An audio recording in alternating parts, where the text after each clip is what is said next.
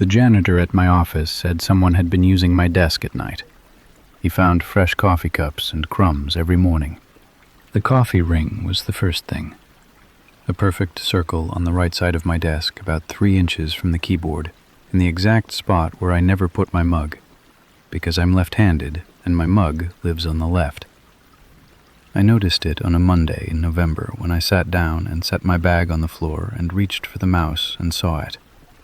A faint brown ring, still slightly tacky, like it hadn't been there long enough for the cleaning crew to wipe it away.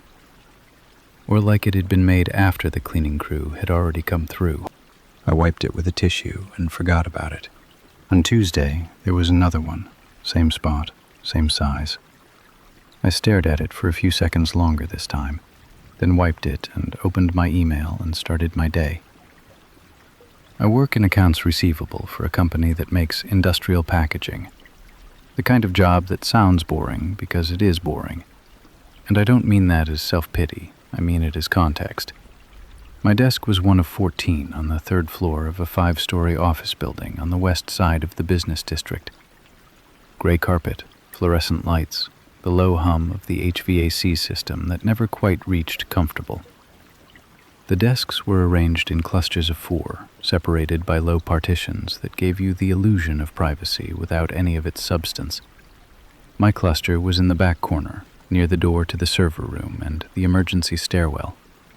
Quietest spot on the floor. I'd picked it specifically because I don't like being in the middle of things. Wednesday.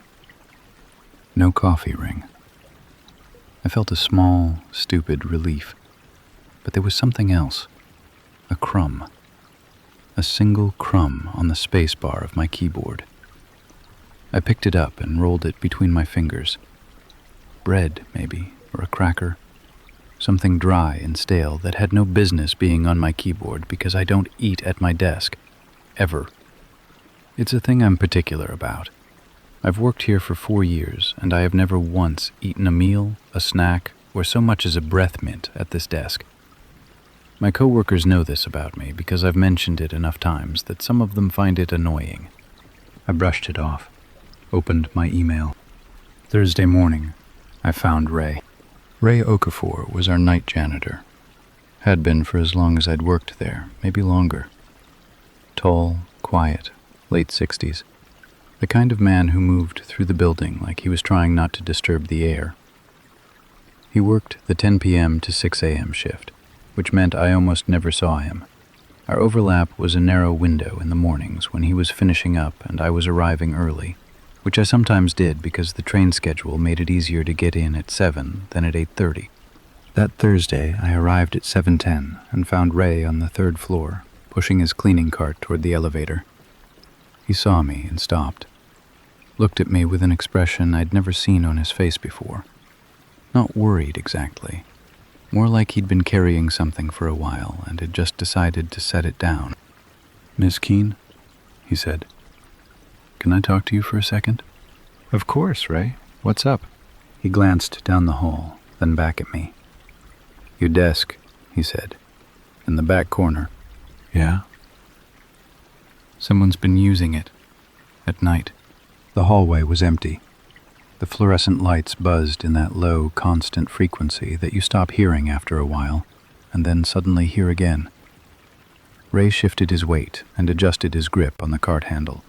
"I come through the 3rd floor around midnight, then again around 4, he said. "Most nights it's empty, lights off, nobody here. But for the last 2 weeks, maybe a little longer, when I come through at 4, your desk has things on it. Coffee cups, a mug, sometimes paper cups from the machine in the break room, crumbs on the keyboard, the chair pulled out at a different angle than the way the desks get left. 2 weeks? Maybe 3. I wasn't sure at first. Thought maybe you were working late and leaving before I came through. But the timing didn't make sense. At midnight, the desk is clean. At 4, there's a cup and crumbs. So whoever it is, they're coming in between midnight and 4 a.m. I thought about the coffee ring on Monday, the crumb on Wednesday, the traces I'd been wiping away each morning without thinking. Evidence I'd been destroying before I knew it was evidence. "Did you see anyone?" I asked. Ray shook his head. "I do the 4th floor between 1 and 3. By the time I come back down to 3, whoever it is has already been and gone. Or they hear the cart coming and clear out. I don't know." He paused. I wasn't sure whether to say something. Could be someone working overtime, borrowing a desk. It happens. But 3 weeks at the same desk, always yours, always in the middle of the night. I thought you should know. I thanked him. He nodded and pushed the cart into the elevator, and the doors closed, and I stood alone on the 3rd floor at 7:10 in the morning, listening to the HVAC hum and the faint tick of the fluorescent tubes, and looked down the hallway toward the back corner where my desk sat in its quiet cluster, waiting for me the way it waited every morning. Except now I knew it wasn't only waiting for me. I didn't say anything to my coworkers. I'm not sure why. Maybe because explaining it would have sounded like nothing. Someone left a coffee cup on my desk. That's not a story. That's a Tuesday. The people in my cluster, Dan, Marissa, Femi, were fine. We got along the way office people get along, which is to say we knew each other's lunch orders and nothing about each other's lives. If I'd told them someone was using my desk at night, Dan would have made a joke, Marissa would have said it was probably the cleaning crew, and Femi would have nodded politely and put his headphones back on. So I kept it to myself and did what I always do when something doesn't make sense. I started paying attention. Thursday morning, after Ray told me, I sat at my desk and looked at it the way you look at a crime scene. The coffee ring I'd been wiping away all week was gone. I'd cleaned it Wednesday. But the chair was wrong. I keep it at a specific height, low enough that my feet sit flat on the floor, and it was raised about 2 inches. Someone taller had adjusted it. I lowered it back and felt the pneumatic cylinder hiss under me, and tried not to think about the last person who'd sat here. I opened my desk drawer. Everything looked normal. Pens, sticky notes, a stapler, the little tin of mints I kept in the back. But the mints were on the left side of the drawer. I keep them on the right. I picked up the tin and opened it. 3 were missing. I counted because I always knew how many were left, the way you know the balance of a jar you're slowly emptying. There had been 11 yesterday morning. Now there were 8. Someone had eaten my mints. At 3 in the morning, sitting in my chair, at my desk, in the dark. I put the tin back and closed the drawer and sat very still for a moment. The HVAC hummed. Dan's chair squeaked as he leaned back to check his phone.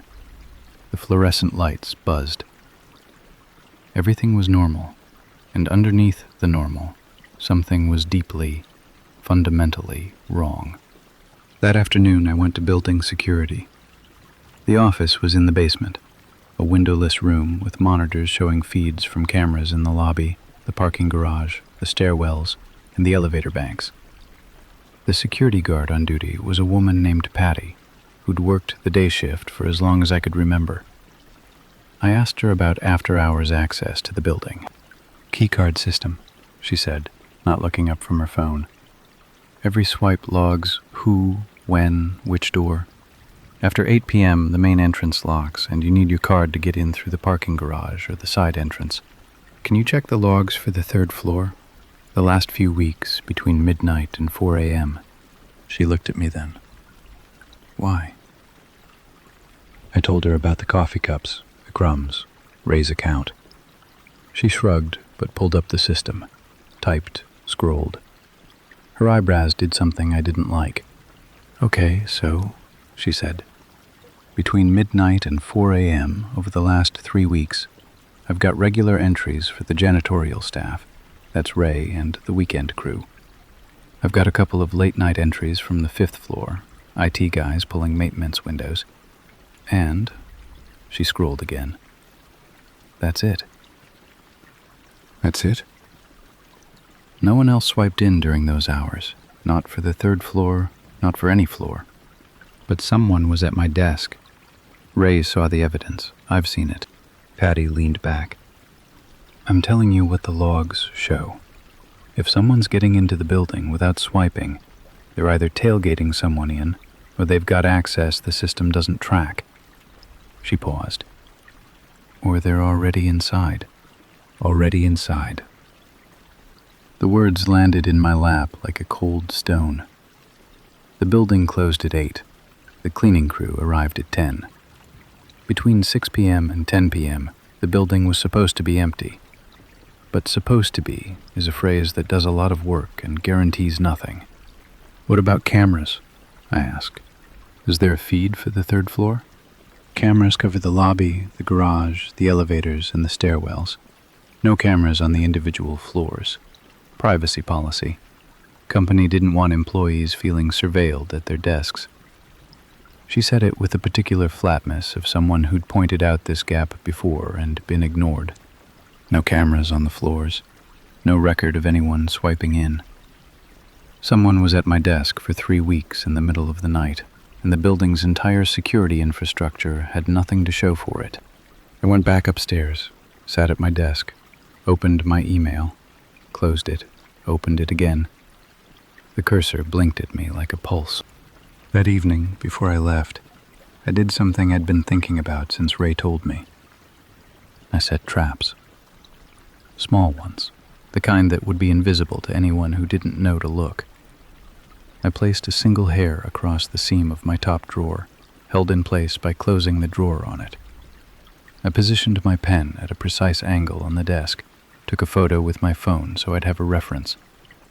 I adjusted my monitor to an exact tilt and memorized the distance between the bottom edge and the desk surface. I left the mint tin with its 8 remaining mints exactly where it was, on the left side where someone else had placed it. And I set my chair height 2 clicks below my usual setting, low enough that anyone sitting down would adjust it without thinking. I went home, ate dinner, didn't sleep well. Arrived at the office at 7:05 the next morning, earlier than usual. Early enough that the floor was empty and the lights were still on their overnight dim setting. I walked to my desk, pulled out my phone, compared. The pen had moved. Half an inch to the left, rotated about 10 degrees. The hair across the drawer seam was gone. The drawer had been opened. The mint tin, when I checked, now had 6 mints, 2 more gone. The monitor was tilted slightly back from where I'd set it, and the chair was raised. 3 clicks. Not to the height I normally keep it, but to the height I'd found it the day before. The height that belonged to someone taller than me. Someone who had sat here in the dark for the 4th or 5th or 15th time. Adjusted the seat the way you adjust a seat in a place you consider yours, and eaten 2 of my mints while doing whatever they did at my desk between midnight and 4 in the morning. I looked at the keyboard. Clean. No crumbs.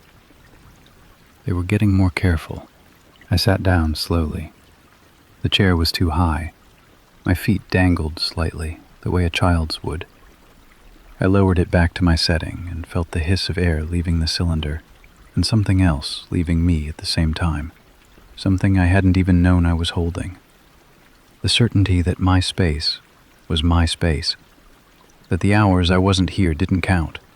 That a desk could belong to you just because you sat at it during the day. It couldn't. Not anymore. This desk belonged to 2 people now, and one of them didn't leave a name.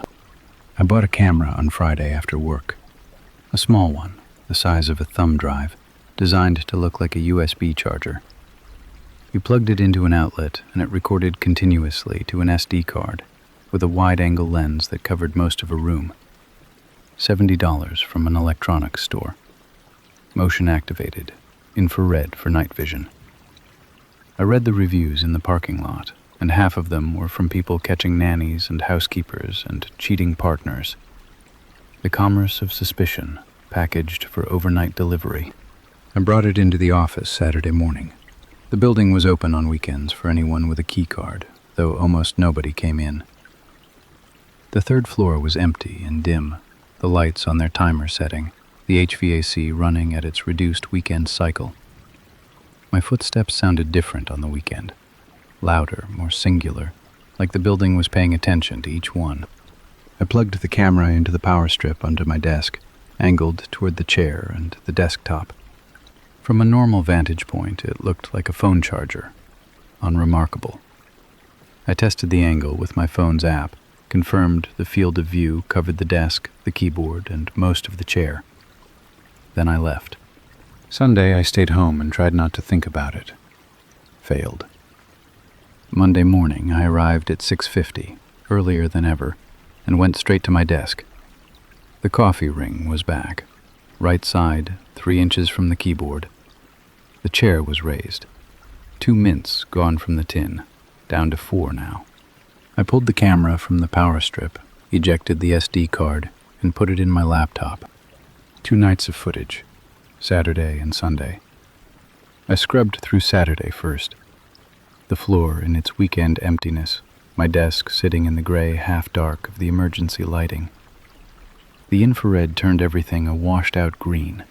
The partition walls, the chair, the surface of the desk glowing faintly with a monitor-reflected ambient light. Nothing Saturday.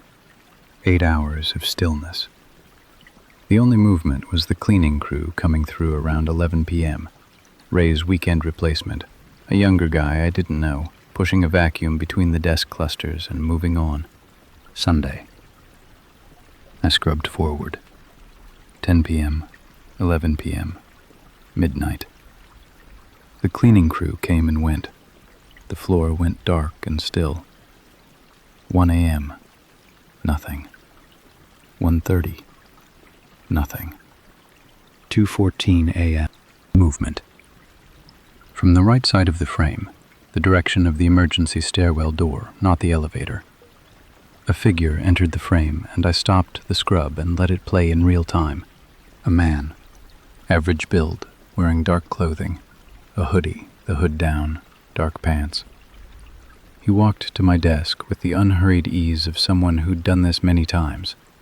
No hesitation, no looking around. He pulled the chair out, sat down, and adjusted the height. Then he reached under the desk.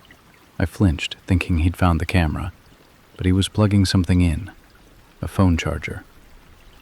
He set a phone on the desk and leaned back.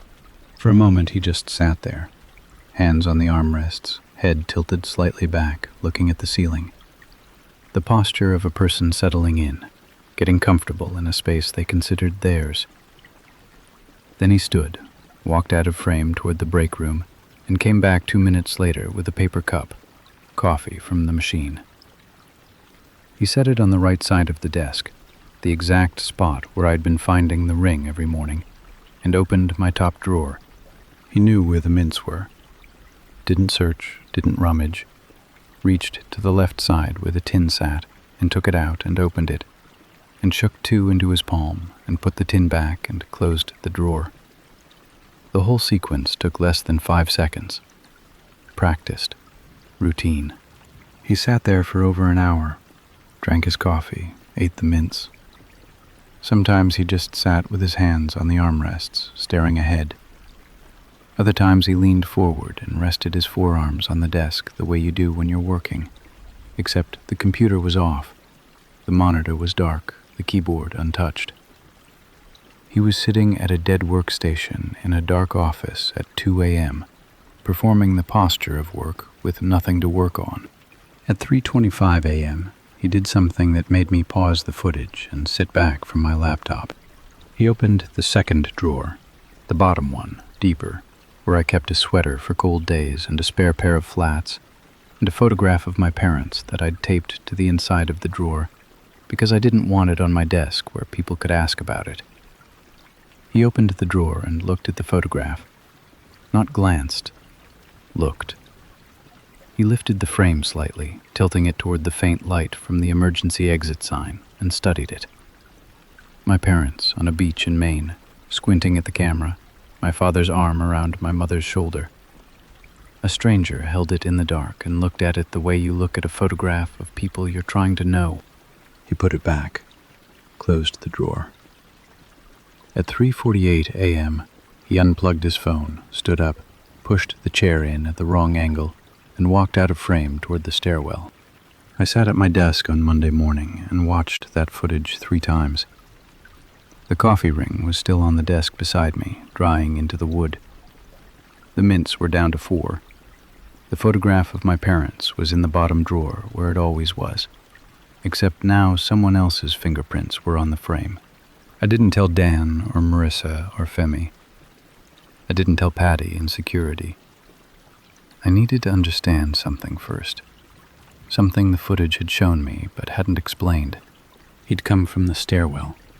Not the elevator, not the parking garage. The emergency stairwell that connected all 5 floors and opened onto each one with a push bar and no key card. The stairwell that led down to the basement, where building maintenance and mechanical rooms sat behind unmarked doors. And the stairwell that led up to the 5th floor, where the server room hummed through the night and nobody went except IT. The keycard logs had showed nothing because he wasn't using a keycard. He wasn't entering the building between midnight and 4. He was already inside. He was somewhere in the building when it closed at 8, and he stayed there, in a stairwell, in a basement room, in some pocket of the building that nobody checked, until the floor went dark and the night was deep enough to come out. The building wasn't being broken into. It was being lived in. I went into the stairwell on Monday at lunch, told Marissa I was getting air, took my phone with the flashlight ready and pushed through the emergency door at the back of the 3rd floor. The stairwell was concrete and cold. Fire code gray, metal railings, the echo of your footsteps bouncing off walls that went up 5 floors and down 1. I'd used it once before, during a fire drill, and remembered it as unremarkable, the kind of space you pass through and immediately forget. That was the point. Nobody lingered in stairwells. Nobody looked. I went down, past the 2nd floor door, past the 1st, to the basement level. The door at the bottom was heavy, unmarked, and opened with a push bar.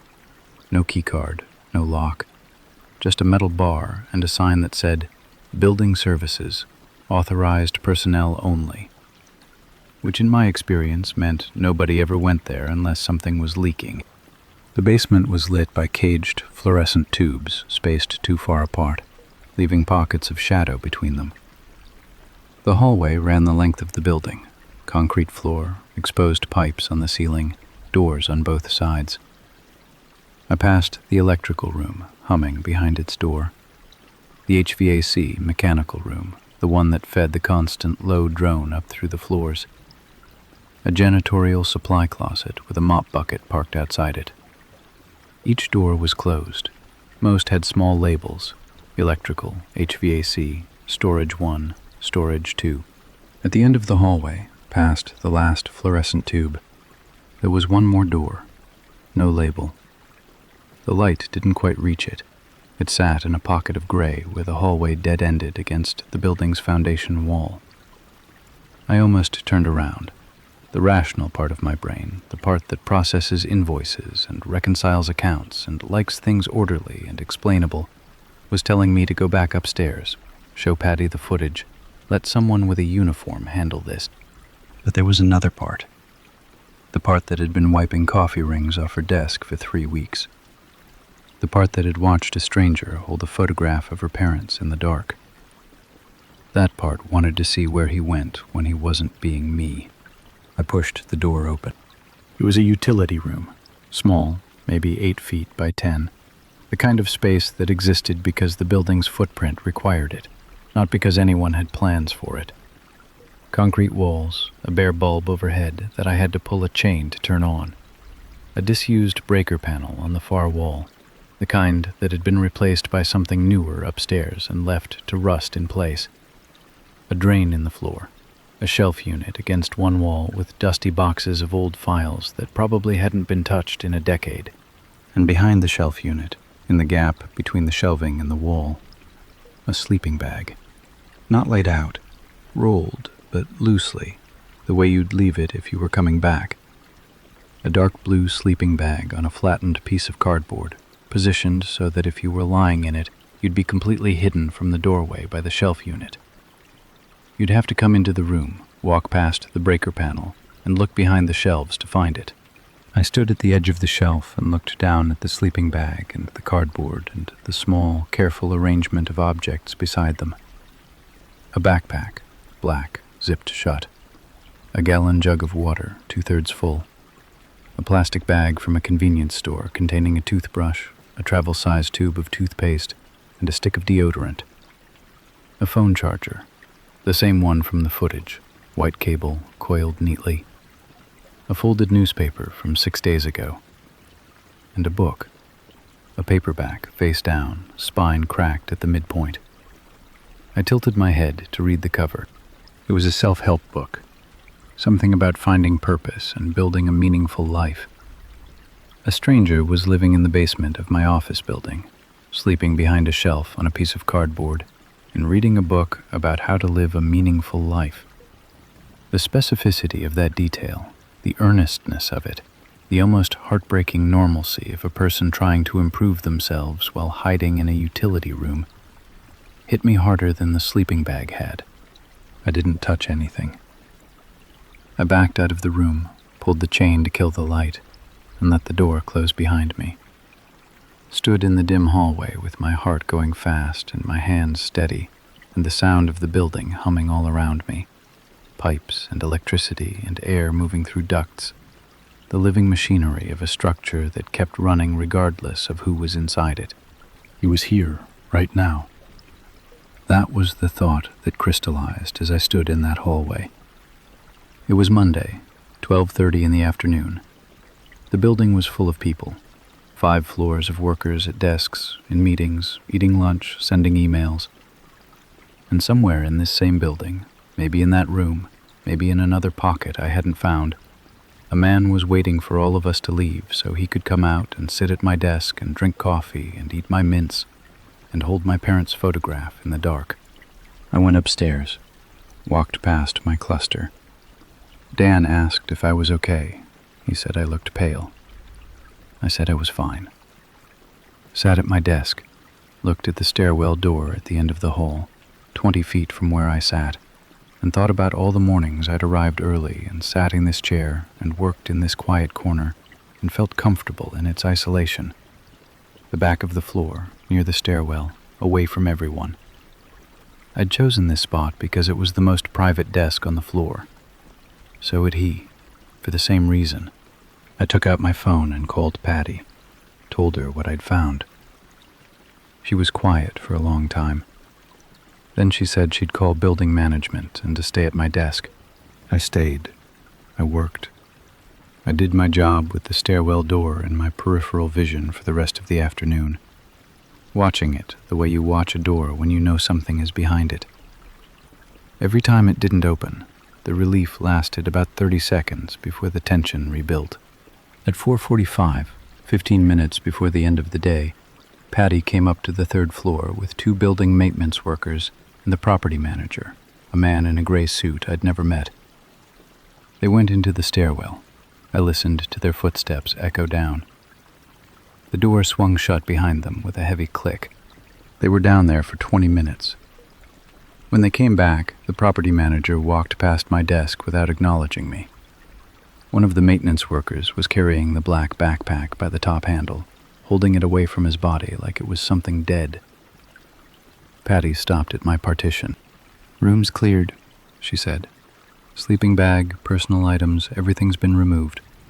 We're changing the push bar doors to key card access by end of week." "Was anyone down there?" She hesitated. "Not when we went in, but the sleeping bag was unrolled, and it was warm. Warm. He'd been in it. Recently. Maybe minutes before they arrived. Maybe he'd heard the footsteps on the stairs, 4 sets instead of the usual none, and slipped out through another door, another hallway, another pocket of the building that existed in the margins between the spaces people used. He'd heard them coming, and he'd vanished, the way he vanished every morning before dawn, folding himself back into the building's negative space, like a breath held between sentences. They hadn't found him. They'd found where he'd been. And those were very different things. Part 5. They upgraded the stairwell doors by Wednesday. Keycard access on every floor, including the basement. The push bars still worked for fire egress. Code required that. But you couldn't enter from the stairwell side without a swipe. The property manager sent a building-wide email about enhanced security measures, without explaining why, the way institutions communicate when they want credit for the solution without anyone asking about the problem. For a week, I checked the camera every morning. I'd left it plugged in under my desk, still recording, still pointed at the chair and the desktop. Each morning, I'd pull the SD card, scrub through the overnight footage on my laptop, and find nothing. Empty desk, empty chair, the green infrared glow of a workspace that nobody visited between midnight and dawn. No coffee cups, no crumbs, no mints missing. The chair stayed at my height. He was gone. Whatever pocket of the building he'd folded himself into when Patty and the maintenance crew came down the stairs, he'd folded himself out of the building entirely. The keycard doors had closed the last open seam, and whoever he was, he'd moved on. Found another building, another basement, another quiet desk in a back corner where someone left mints in the drawer and a photograph worth studying. That should have been the end. In a reasonable world, the world where I process invoices and take the 7:15 train and eat lunch away from my desk because that's the kind of person I am, that would have been the end. Problem identified, problem solved, move on. But I couldn't stop watching the footage. Every morning for 3 weeks after he stopped coming, I checked. Then every other morning. Then twice a week. The camera stayed plugged in, recording nothing night after night, and I watched nothing happen with the same attention I'd given to watching him sit in my chair and drink coffee and eat 2 mints and hold my parents in his hands. The absence became its own kind of presence.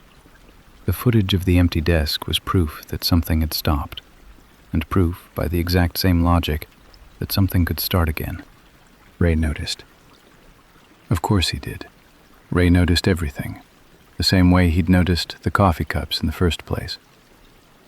He found me one morning at 6:55, earlier than usual, scrubbing through overnight footage at my desk with my coat still on. "Anything?" he asked. He'd stopped by my desk every few days since I'd told him what I found. A quiet check-in that never lasted more than a minute. He didn't ask for details. He just asked, "Anything?" And I'd say no, and he'd nod and move on. "Nothing," I said. 3 weeks of nothing. He leaned on his cart, looked at the stairwell door, looked back at me. "You know," he said, "after they cleared that room out, I did my own check. Went through the whole basement, every room, every closet. Building management only looked at the one you found. And the utility room at the end of the hall wasn't the only one with signs of use. Storage room 2, the one 3 doors down, had a blanket behind the water heater. Old, dirty. Could have been there for years, or could have been there for weeks. No way to tell." "Did you tell Patty?" "I told building management. They said they'd handle it." His expression told me everything about whether he believed they had. A blanket behind a water heater. It could have been nothing. Building detritus, something a maintenance worker left behind a decade ago. The kind of thing that accumulates in spaces nobody inspects. But it could also have been a second spot. A backup. The kind of redundancy a person builds when they've learned that the first place they hide will eventually be found. I thought about the footage. The way he walked to my desk without hesitation. The way he knew where the mints were. The 5-second drawer routine that spoke of weeks of practice. A person that comfortable, that settled into a routine, doesn't operate without a contingency. He'd found the utility room, but he'd also found storage room 2, and maybe others. Pockets and margins and gaps in a building that people used for 8 hours a day and assumed was empty for the other 16. I stopped checking the camera in December. Not because I felt safe, because the act of checking had become its own kind of haunting. Every morning spent scrubbing through footage of an empty desk was a morning spent at a desk that didn't feel fully mine. The camera was supposed to give me back my sense of ownership. Instead, it turned every night I wasn't there into a question that required answering. I unplugged it on a Friday, put it in my bag, took it home and put it in a drawer, and didn't look at it again. The mints I threw away. I couldn't open the tin without counting them, and I couldn't count them without the specific dread of finding fewer than there should be. The photograph of my parents I took home, too. It sits on my kitchen shelf now, where it's safe, where no one holds it in the dark at 3 a.m. and studies the faces of people they've never met. My desk is clean now, coffee ring-free. The chair stays at my height. The drawers contain only what they're supposed to contain, and nothing goes missing. And the stairwell door stays closed, and Ray says the nights have been quiet for months. But I still get to work early. Not as early as before, not 6:50, not 7:05, but earlier than I need to. Early enough that the floor is still mostly empty, and the lights are still coming up from their overnight setting, the fluorescence flickering on one bank at a time, the office emerging from the dark in sections like a stage being lit. And every morning, in the few seconds between pushing through the third-floor door and reaching my desk in the back corner, I look at my chair. I look at the desk surface. I look at the space beside the keyboard where a coffee ring used to appear overnight, like a message left in a language I didn't speak. It's always clean. The chair is always at my height. The desk is always mine. But there's a moment, every morning, a fraction of a second before the rational part of my brain catches up, where I'm not checking whether someone was there. I'm checking whether someone is still there now, whether the stairwell door is going to click open behind me, whether I'll turn around and see a man in a dark hoodie sitting at the desk across from mine, hands on the armrests, looking at me the way he looked at my parents' photograph, carefully, patiently, like someone studying a life he was trying on for size. That moment passes. It always passes. I sit down and log in and start my day, and the building fills up around me with people and noise and the ordinary machinery of work. And by 9 o'clock, the feeling is gone. But between 7 and 9, when the floor is quiet and the stairwell door is closed and the lights are still flickering on, those 2 hours belong to something else. Something I can't name and can't explain and can't make go away, no matter how many locks they put on the doors. I think Ray understands. He's the only one. Last week he was finishing his shift as I came in, pushing his cart toward the elevator, and he stopped when he saw me. We looked at each other across the empty floor, two people who knew what happened in this building when nobody was watching. And he said something that I've been carrying around like a stone in my pocket ever since. "You know, Miss Keene," he said, "I've worked nights in this building for 11 years. And the thing about a building this size is, there's always somewhere you haven't checked." He got in the elevator. The doors closed. I walked to my desk, sat down, and started my day. The chair was at my height. The desk was clean. But the stairwell door was open, just a crack, just enough to see the dark on the other side. I got up and closed it. It clicked shut. I went back to my desk. I didn't check whether it locked. I found a note on my car at work that said, "I know you saw me. I have no idea what I supposedly saw." The note was under my windshield wiper when I came out after my shift, folded once, plain white paper, the kind you'd pull from any office printer. I almost threw it away. Figured it was a flyer for a car wash or a church event or one of those passive-aggressive parking complaints people leave when you take their unofficial spot.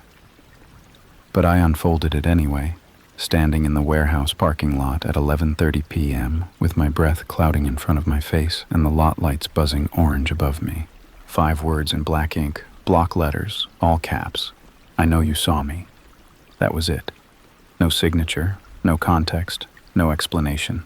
Just that one sentence, written carefully, almost neatly, like whoever wrote it had taken their time. I looked around the lot. It was mostly empty. My shift was the last to leave, and there were maybe 6 other cars scattered across the asphalt. The warehouse sat at the back of an industrial park off Route 9, surrounded by other warehouses and a fencing supply company that closed at 5. Beyond the lot, nothing but a chain-link fence, a drainage ditch, and a dark tree line that ran along the highway. Rain had been falling on and off all day, and the pavement was slick and reflective, doubling the lot lights into streaky orange smears. Nobody was out there, at least nobody I could see. I should probably back up. My name is Cole.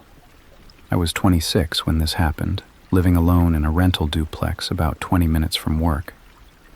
I'd moved to the area, Branton, Pennsylvania, one of those mid-sized towns that's too big to be charming and too small to be interesting, about 4 months earlier for a job at Hargrove Distribution, which was exactly as exciting as it sounds. I drove a forklift and loaded trucks on the evening shift, 3 p.m. to 11 p.m., 5 days a week. It was honest work. Kept me too tired to be bored. I didn't know many people in town yet.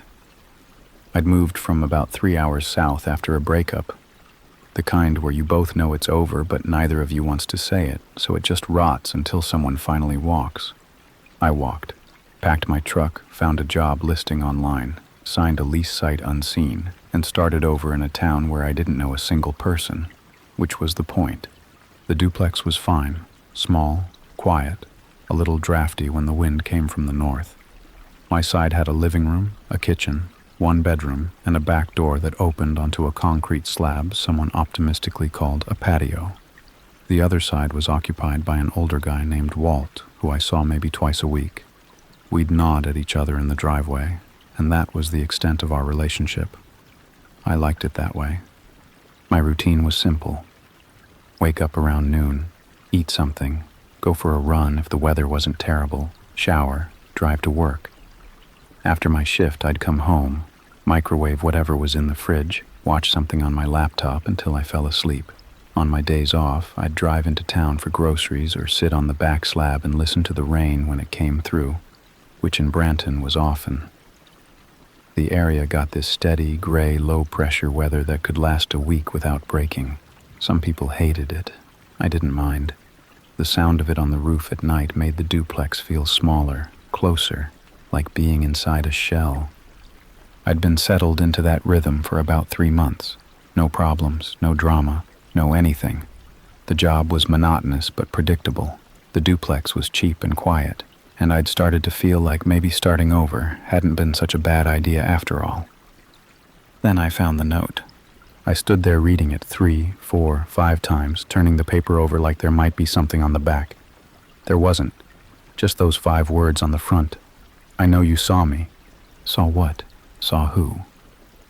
I ran through the last few days in my head, trying to think of anything unusual. Anything at the warehouse, in the parking lot, on my drive home, at the duplex. Nothing came up. My days were carbon copies of each other. Wake up, eat, work, come home, sleep. I hadn't seen anything. I hadn't witnessed anything.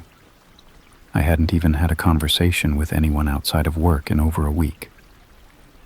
The rain started up again while I was standing there. Light at first, just a mist, but I could feel it building. That heaviness in the air that meant it was about to come down hard. I got in my truck, locked the doors, and sat there with the note on the passenger seat and the engine running, wipers pushing rain off the windshield in slow arcs. It's just a prank, I told myself.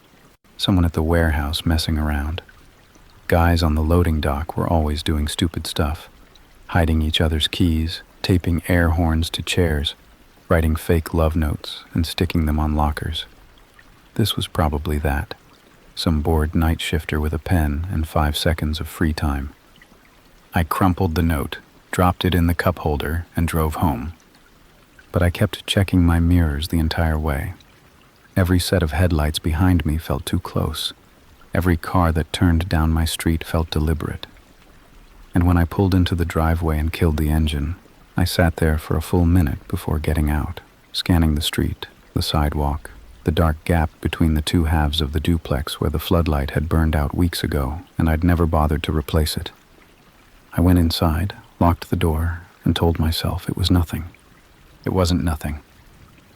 The next 2 days were normal. Completely, unremarkably normal. I worked my shifts, came home, ate bad food, slept.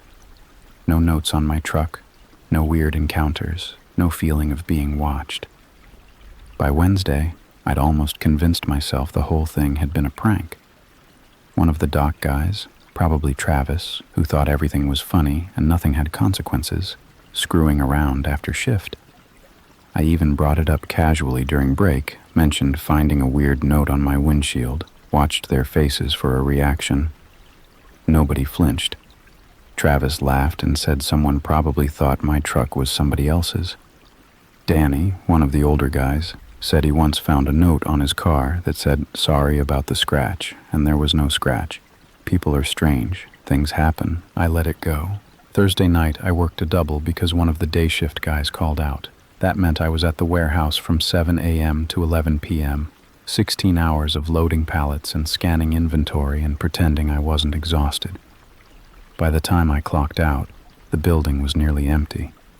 Just me, the night security guard, and the hum of the overhead lights shutting off bay by bay as I walked toward the exit. The parking lot was almost dead. My truck sat alone in the back row where I always parked, far end, near the fence, because I didn't like squeezing into tight spots, and there was never competition for space that far out. Rain was falling in that heavy, straight-down way where there's no wind, just gravity and water, and the sound of it hitting the asphalt was the only thing I could hear.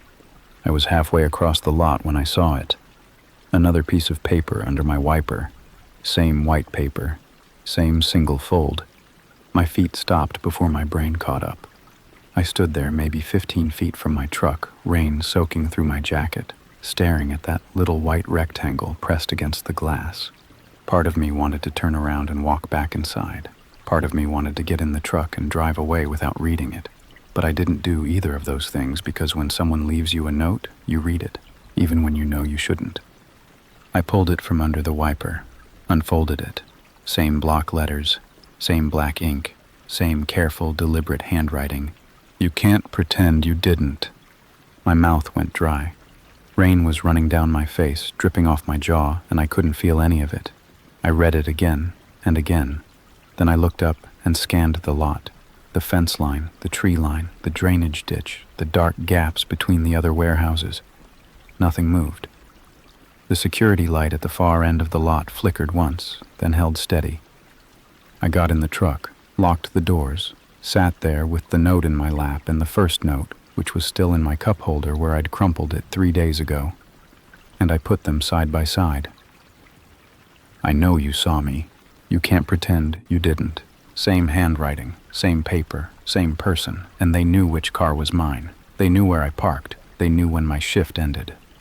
I drove home with the radio off, listening to the rain and the road and my own breathing. Kept checking the mirror. One set of headlights stayed behind me for the first 3 miles. Probably nothing. Probably just someone else heading the same direction. But when they turned off onto a side road, the relief I felt was so intense, I almost laughed. Almost. At the duplex, I sat in the driveway again. The porch light on Walt's side was on, casting a dim, yellow glow across the shared walkway. My side was dark. I still hadn't replaced the floodlight. I kept meaning to and kept not doing it, the way you let small things slide when you live alone and nobody's checking. I went inside, locked the deadbolt, and did something I hadn't done in months. I checked every room, bedroom, bathroom, closet, behind the shower curtain, kitchen, back door, windows. Everything was locked. Everything was still. The rain was loud on the roof, steady and heavy, filling the duplex with that constant white noise that usually helped me sleep. It didn't help that night. I lay in bed staring at the ceiling, running through every single thing I'd done in the past week, the past 2 weeks, the past month, trying to figure out what I'd supposedly seen, what moment, what incident, what thing I'd witnessed that I wasn't even aware of witnessing. Had I walked past something at the warehouse? seen something in the parking lot, caught something on my drive home that my brain registered and discarded without telling me. The notes were specific, accusatory. Whoever wrote them wasn't guessing. They believed I'd seen something that mattered to them, something worth coming to my workplace twice to confront me about, and they were angry that I was pretending it didn't happen. Except I wasn't pretending. I genuinely had no idea what they were talking about. That might have been the worst part. If I'd actually seen something, a crime, an accident, a fight, anything, I'd at least understand the situation. I could go to the police, report what I saw, take steps. But this was like being accused in a language I didn't speak. Someone was furious with me for something I couldn't remember, something I might not have even consciously noticed, and they were escalating. The next morning I woke up and did something I should have done on day one. I walked the parking lot. Not during my shift, before it. I drove to the warehouse at noon, 3 hours before I was supposed to clock in, and just walked. Circled the building, walked the fence line, checked the drainage ditch, walked the tree line along the highway where the woods pressed up against the chain link. That's where I found it. Tucked back about 10 feet into the trees, partially hidden by brush, was a patch of ground that had been flattened. Not naturally, deliberately. The grass and weeds were beaten down in a rough rectangle, maybe 3 feet by 6 feet. There were cigarette butts on the ground. A lot of them. Different stages of decay, some fresh, some yellow and disintegrating. And the angle, the sight line from that flattened patch, through a gap in the chain link where someone had bent the wire back, pointed directly at the back row of the parking lot. Directly at the spot where I parked my truck every night. I stood there in the trees with the rain dripping through the canopy above me, staring at that worn-down rectangle of earth, and I understood 2 things at once. First, someone had been sitting here, regularly, for a long time, watching the parking lot, watching me. And second, maybe I had seen them. Maybe one night, walking to my truck, I'd glanced toward the tree line and caught a shape, a movement, a glow of a cigarette in the dark. Maybe my eyes had registered it and my brain had filed it away as nothing. An animal, a shadow, a trick of the light. But they didn't think it was nothing. They thought I saw them clearly. And that scared them enough to leave notes on my windshield at 11:30 at night. Which meant whatever they were doing out here, hidden in the trees, watching the parking lot for weeks, it was something worth being scared about. I told Garrett, the warehouse supervisor, about the spot in the trees. He walked out there with me during the shift change and stood at the edge of the fence looking through the bent chain link with his arms crossed and his jaw doing that thing it does when he's thinking something he doesn't want to say. "That's not good," he said finally. That was an understatement, but I appreciated the honesty. He called the property management company that owned the industrial park. They said they'd send someone to fix the fence and look into installing better lighting along the tree line. In the meantime, Garrett told the night security guard, a retired guy named Lou who mostly sat in his booth watching car shows on his tablet, to do a full perimeter check at the end of every shift. Lou didn't seem thrilled about that. I also went to the police, drove to the Branton station on my day off and sat across from an officer named Delgado, who took notes and asked reasonable questions and looked at the 2 notes in their respective states, one crumpled, one still crisp, and told me what I expected to hear. Without a direct threat, there wasn't much they could do. The notes were unsettling, but not explicitly threatening. The flattened patch in the trees could be from anyone, kids, homeless, someone taking a shortcut. He said he'd file a report and request a patrol car to swing through the industrial park at night. He said it the way people say, "I'll call you back." I drove home feeling like I'd wasted both our time. That Friday, I changed where I parked, moved my truck to the front row, directly under the brightest lot light, 10 feet from the main entrance. If someone was watching from the tree line, they'd have to cross the entire lot to reach my windshield. I figured that would be enough of a deterrent. I figured wrong.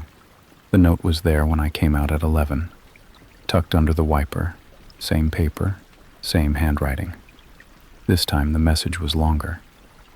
I saw you looking. You went into the trees. You need to stop. Something about the phrasing, the shift from accusation to instruction, made the hair on my arms stand up. This person had been there. Not 3 days ago when I found the spot with Garrett, but today. Today they'd watched me park in a different space. Today they'd crossed an open, lit parking lot to leave this note. And the message wasn't, "I know what you saw," anymore. It was, "Stop looking." I was being told to back off, and the thing I was being told to back off from was the thing I still didn't understand. I showed the note to Lou on my way out. He squinted at it under the booth light and said, "Buddy, that's creepy." Then he told me he'd done his perimeter walk at 9 p.m. and hadn't seen anyone near the tree line, which meant whoever left this note did it between 9 and 11, while I was inside the building working, while Lou was in his booth, while the lot was supposedly being monitored. They were comfortable here. That's what hit me driving home. This wasn't someone sneaking around in a panic. They had a routine. They knew the gaps in security, the blind spots, the timing. They'd been doing this long enough to know exactly when it was safe to walk across a parking lot and slip a piece of paper under a wiper blade. When I got back to the duplex, I sat in the truck for a long time. The rain had stopped for once, and the silence felt unnatural, too open, too exposed. I could hear a dog barking somewhere distant, and the drip of water off the gutters and the ticking of my engine cooling down. Walt's porch light was off. His side of the duplex was dark. My side was dark too, because I'd stopped leaving lights on when I left, and now I was sitting in a driveway staring at a building that looked abandoned. I went inside and did my room check. Bedroom, bathroom, closet, kitchen, back door, all clear. I deadbolted the front, locked the back, and sat down at the kitchen table with all 3 notes spread out in front of me. "I know you saw me. You can't pretend you didn't. I saw you looking. You went into the trees. You need to stop." Reading them in sequence did something to my stomach. The first one was a statement. The second was an accusation. The third was a warning. Each one was more specific than the last. Each one proved they were getting closer, watching more carefully, tracking my behavior in real time. And they were escalating. I started going through everything I could think of, trying to figure out what this person could possibly be doing in the woods behind a distribution warehouse at night that warranted this level of paranoia. The obvious answers were drugs, a deal spot, a stash, a cook site, something that happened in the dark and couldn't afford witnesses. The industrial park was perfect for it. Isolated after hours, minimal security, bordered by woods with highway access on the other side. If someone was running product through there, the tree line was a natural staging area, and if they thought a warehouse employee had spotted them during a handoff, they'd want to make sure that employee kept his mouth shut. But I kept circling back to the same problem. I hadn't seen anything. I hadn't noticed a deal, a drop, a car in the wrong place, a person where they shouldn't be. Whatever happened, I'd missed it completely. Unless I hadn't. I started thinking about the week before the first note, trying to reconstruct each night, walking to my truck, driving home, anything in between. Most of the shifts blurred together. Same routine, same parking spot, same dark lot. But one night, Tuesday I think, I'd been walking to my truck and I'd dropped my keys, bent down to pick them up, and when I stood back up, I was facing the tree line instead of my driver's door. I remember looking at the trees for a second, just a second. The lot light was behind me, which meant my shadow was stretching toward the fence, and beyond the fence was just darkness and the wet gleam of branches. Had I seen something? A shape? A light? The ember of a cigarette? I couldn't remember. It was the kind of moment that lasts half a second and evaporates. You look, you see nothing, you keep moving. But maybe I'd paused. Maybe I'd squinted. Maybe from 10 feet inside those trees, lying on a flattened patch of earth, someone had watched me stand up, turn toward them, and stare directly into the dark for 2 full seconds. 2 seconds. That might have been enough. I put the notes back on the table and realized my hands were shaking, not from the cold, from the understanding that I might have accidentally made eye contact with someone who was hiding in the woods, someone who had every reason to stay invisible, and now they believed I could identify them. The rain started again around midnight, soft at first, building slowly, until it was drumming on the roof hard enough to swallow every other sound. I sat at the kitchen table with the lights off, listening to it, and for the first time I wondered if they knew where I lived. They did. Saturday was my day off. I slept late, woke up groggy, made coffee, opened the front door to check if the rain had finally broken. It hadn't, and looked down. A note. On my doorstep. Same white paper, same fold, same handwriting. This is your last warning. No, I know you saw me. No explanation, no accusation, no reasoning. Just 5 words that felt like a door slamming shut. I picked it up with fingers that had gone cold and numb and looked down the street in both directions. Empty. Puddles in the road. Walt's truck in his half of the driveway. Rain falling on everything. They'd been on my porch. At some point during the night, while I was inside sleeping, or trying to sleep, someone had walked up to my front door and left this. My front door. Not my truck at work. My home. I went back inside and locked the door and stood in the kitchen holding the note and trying to breathe. My chest was doing that thing where it tightens around your lungs and won't let go, like someone slowly pressing their palm against your sternum. I'd felt that before, in the weeks after the breakup, in the first nights alone at the duplex, in the parking lot reading the first note. But this was different. This was my home, the one place I was supposed to be safe, and someone had stood on the other side of that door while I slept. I called Delgado at the Branton PD. He picked up on the 4th ring, and I talked fast. Too fast, I could hear myself rushing, words stacking on top of each other. He told me to slow down. I told him about the 3rd note at the warehouse, the 4th note on my doorstep, the escalation from accusation to warning.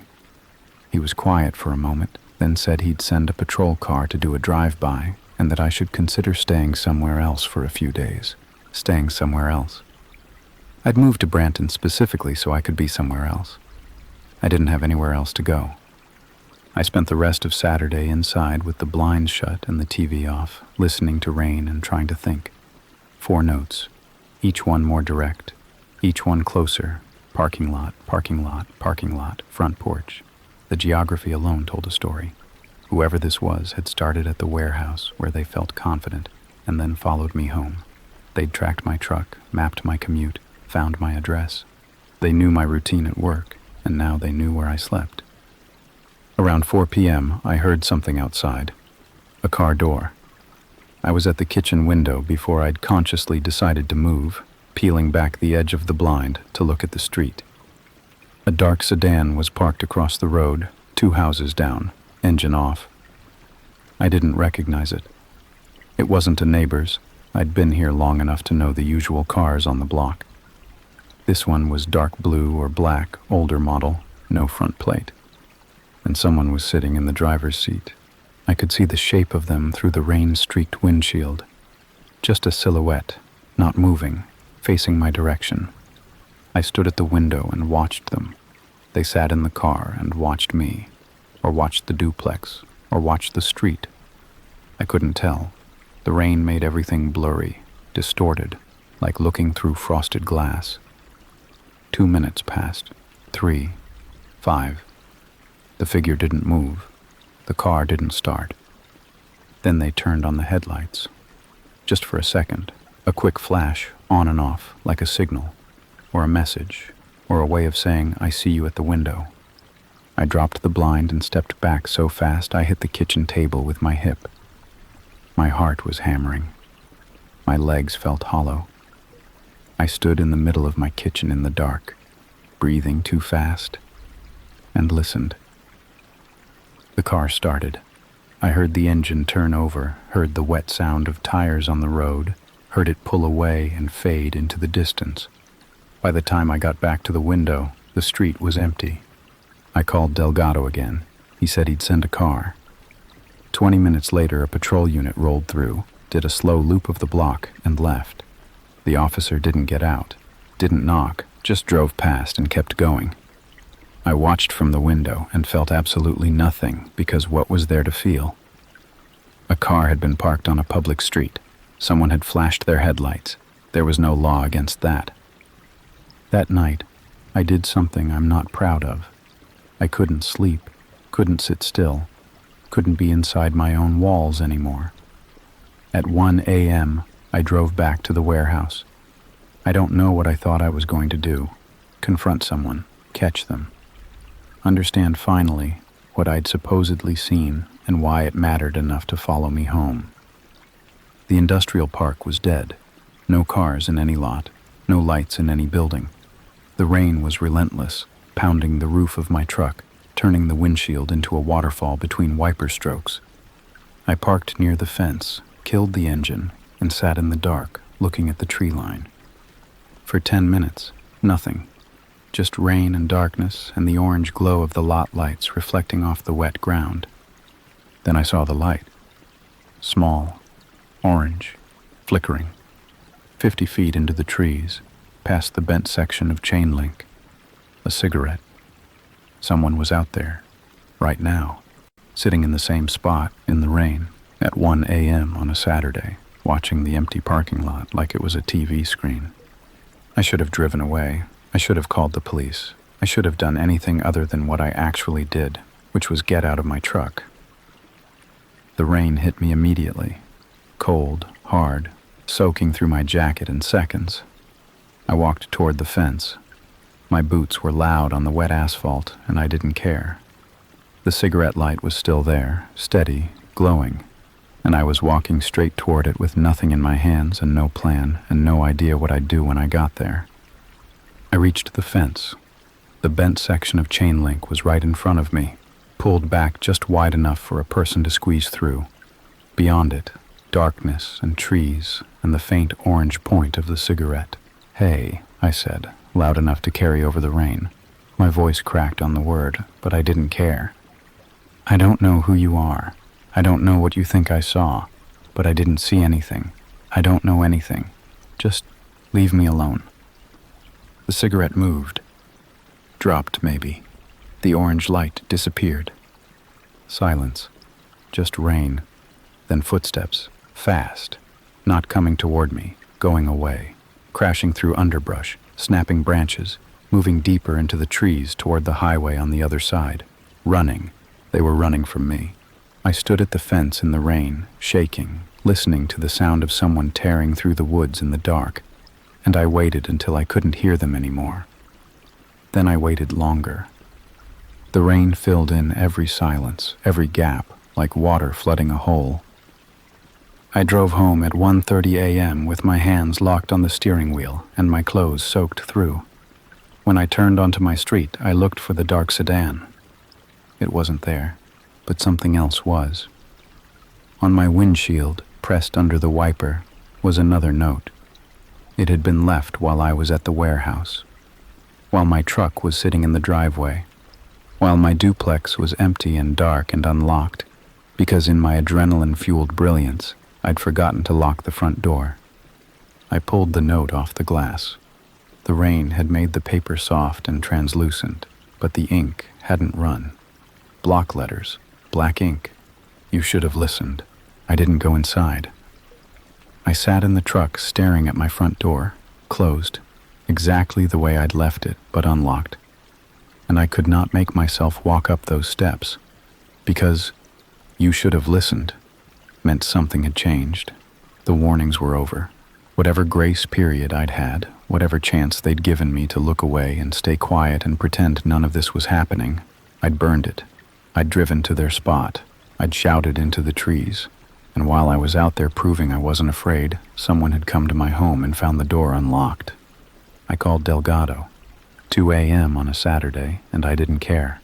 Got his voicemail, left a message that I'm sure sounded like someone coming apart. Then I called 911 and told the dispatcher I believed someone had entered my residence. 2 units came. They cleared the duplex room by room while I stood on the sidewalk in the rain with my arms wrapped around myself, watching flashlight beams sweep past my windows. Nothing was taken. Nothing was broken. Nothing was visibly disturbed. But the officer who came out to talk to me said something that I think about every single day. He said, "Your back door was unlocked too. Were both doors unlocked when you left?" No, the back door had been locked. I hadn't touched the back door all day. It was a deadbolt. You needed a key or the thumb turn on the inside. Someone had been in my duplex, walked in through the front, walked through the kitchen, through the living room, and unlocked the back door from the inside. Gave themselves a second way out, the kind of thing you do when you want to be able to come back. I never slept in that duplex again. I drove to a motel that night, a day's inn off the highway with thin walls and a parking lot that smelled like diesel. I sat on the bed in my wet clothes and stared at the wall and listened to the rain on the flat motel roof and waited for the sun to come up. When it finally did, gray and weak behind a sky that wouldn't stop leaking, I drove to the duplex, packed everything I could fit in my truck in 45 minutes, and left the keys on the kitchen counter. I didn't give notice, didn't tell the landlord, didn't tell anyone at Hargrove except Garrett, who I called from the highway to say I wasn't coming back. He didn't argue. I think he understood. He said, "Stay safe, Cole." And that was the last conversation I had with anyone in Branton. I moved back south, different town than before, but close enough to feel familiar. Got a new job at a lumber yard, day shifts only. Found an apartment with security cameras in the hallway and a deadbolt I tested every night before bed. I stopped parking far from buildings. I stopped taking late shifts. I stopped leaving doors unlocked even to check the mail. Delgado called me once, about 3 weeks after I left. Said they'd investigated the tree line more thoroughly and found evidence that the spot had been used regularly. Not just cigarettes, but food wrappers, a tarp, a plastic bag with binoculars inside. Someone had been conducting surveillance from that position for what the forensics team estimated was several weeks, possibly longer. They also found tire tracks on a fire access road on the highway side of the woods, a way in and out that didn't require passing through the industrial park at all. He asked me if I wanted to pursue the case. I said I didn't. I just wanted it to be over. He paused, then said, "For what it's worth, I don't think this was about you. I think you were in the wrong place, at the wrong time, and whoever was out there panicked when they thought they'd been seen. The notes were about protecting whatever operation they were running, not about you personally." That was supposed to be comforting. It wasn't. Because not about you personally still meant someone had followed me home, stood on my porch, sat in a car outside my house, walked through my home, and unlocked my back door. Not personal, just business. I still don't know what I saw that night in the parking lot. I've replayed it hundreds of times, the dropped keys, standing up, facing the tree line, that half-second glance into the dark. I can almost see something now. A shape, low to the ground, just past the fence. The faintest glow of orange between the branches. But I don't know if that's a real memory or something my brain built after the fact, filling in gaps with details that feel right but might not be true. It doesn't matter. Whatever I saw or didn't see, they believed I'd seen enough. I keep the notes, all 5 of them. They're in an envelope in my desk drawer, and sometimes I take them out and lay them in order and read them like chapters of a story I was never supposed to be part of. I don't know why I keep them. Maybe because they're the only proof that any of this happened. Maybe because throwing them away feels like pretending it didn't. Some nights, when the rain picks up and the apartment gets quiet, I catch myself listening for footsteps that aren't there, checking locks I've already checked, standing at the window looking at parked cars on the street, watching for headlights that flash once and go dark. I never found out who they were. I never found out what they were doing in those woods. And I never found out what I saw. But they were sure I saw it, and that was enough. My badge was used to enter the building at 11 p.m. on a Saturday. I was home all weekend, and the badge was in my drawer. The email came on a Monday morning, buried between a meeting invite and a spam filter notification. Subject line: Security access irregularity. Action required. I almost deleted it. It looked like one of those automated IT things that nobody reads. Password reminders, compliance updates, the digital equivalent of white noise. But I opened it because I had 4 minutes before a meeting and nothing better to do. Dear Mr. Acosta, our records indicate that your building access badge, ID 4471-RA, was used to enter the Harmon Street facility at 11:07 p.m. on Saturday, March 8th, via the east stairwell entrance. This access occurred outside of your approved work schedule. Please confirm this was authorized use. If you did not access the building at this time, please report to the security office, Suite 102, immediately. I read it twice. Then I read it a third time, slower, because the words weren't arranging themselves into anything that made sense. Saturday night, 11 p.m. I hadn't been anywhere near the building on Saturday. I'd been home all weekend, the kind of do-nothing weekend where you barely change out of gym shorts, and the biggest decision you make is whether to order Thai or Indian. I'd watched a movie Saturday night, something forgettable on Netflix, and been asleep by midnight. My badge had been in the top drawer of my dresser the entire time. Same place it always was on weekends, same place it had been for the 3 years I'd worked there. My name is Raphael. I was 31, working as a facilities analyst for a property management company called Barton and Keyes. Not glamorous, not terrible.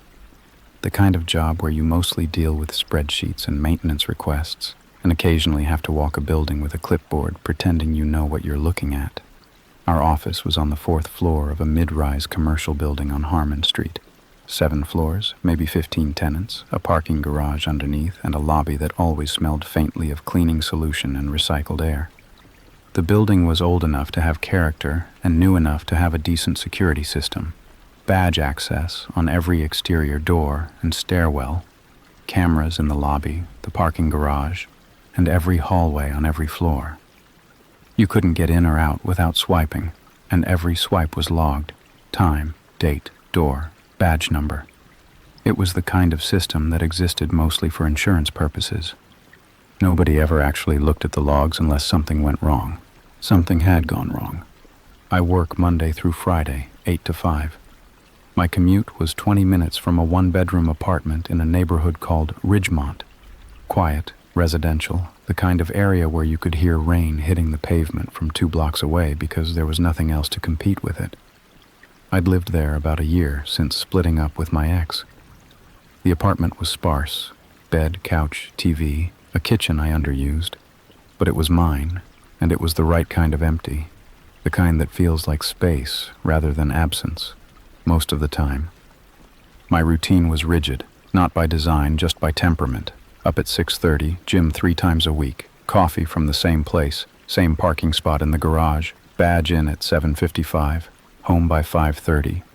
Weekends I kept to myself: errands, laundry, the occasional dinner with my buddy Cole or my sister Nina. I didn't go into the office on weekends. There was never a reason to. My work didn't require it, my boss didn't expect it, and frankly, the building after hours gave me a low-grade unease that I'd never been able to explain. Something about empty hallways and fluorescent lights and the hum of an HVAC system running for no one. So no. I had not entered the building at 11:07 p.m. on Saturday. I went down to the security office before my meeting, Suite 102, ground floor, just past the lobby. The security manager was a guy named Doug, mid-50s, ex-military, the kind of person who took his job exactly the right amount of seriously, not paranoid, not dismissive, just thorough. He had the access log pulled up on his screen when I walked in. "Saturday night," he said, turning the monitor toward me. "East stairwell, 11:07 p.m., badge 4471. That's you." "That's my badge number," I said, "but that wasn't me." Doug looked at me over his glasses. "Where were you Saturday night?" "Home, all night. I didn't come near this building." "And your badge?" "In my dresser drawer, where it is every weekend." He nodded slowly, the way someone nods when they believe you but don't like what that means. He clicked something on his screen and pulled up the camera feed for the east stairwell. The timestamp read 11:06 p.m., March 8th. The image was dim. The stairwell cameras were lower resolution than the lobby ones, grainy, washed out under the emergency lighting. At 11:07, the door opened. Someone walked in. They were wearing dark clothing, a jacket, maybe a hoodie, the hood pulled up. Average build. They kept their head angled down, away from the camera, like they knew exactly where the lens was. They swiped in, stepped through, and the door closed behind them. The whole thing took about 4 seconds. "That's not me," I said. Doug leaned back in his chair. "No," he said. "It's not. I can tell from the build. You're broader in the shoulders." He paused. "But they had your badge, or something that read as your badge." "Can badges be cloned?" "Proximity cards? Yeah. It's not hard if you know what you're doing. A reader, some free software, 30 seconds of contact." He looked at me. "When was the last time you had eyes on your badge before Saturday night?" I thought about it. Friday, end of day. I'd swiped out of the garage around 5:15, dropped the badge in my dresser drawer when I got home, and hadn't touched it until Monday morning. Almost 60 hours unaccounted for, except the badge had been in my apartment the entire time. Hadn't it?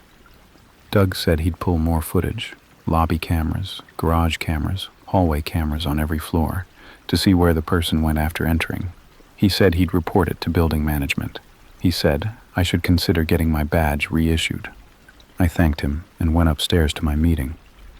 Sat through 45 minutes of quarterly budget review and didn't hear a single word. I just kept seeing that grainy figure in the stairwell, hood up, head down, slipping through a door with my name attached to it. And I kept thinking about the 60 hours my badge sat in a drawer I was certain I hadn't opened. In an apartment I was certain no one else had been inside.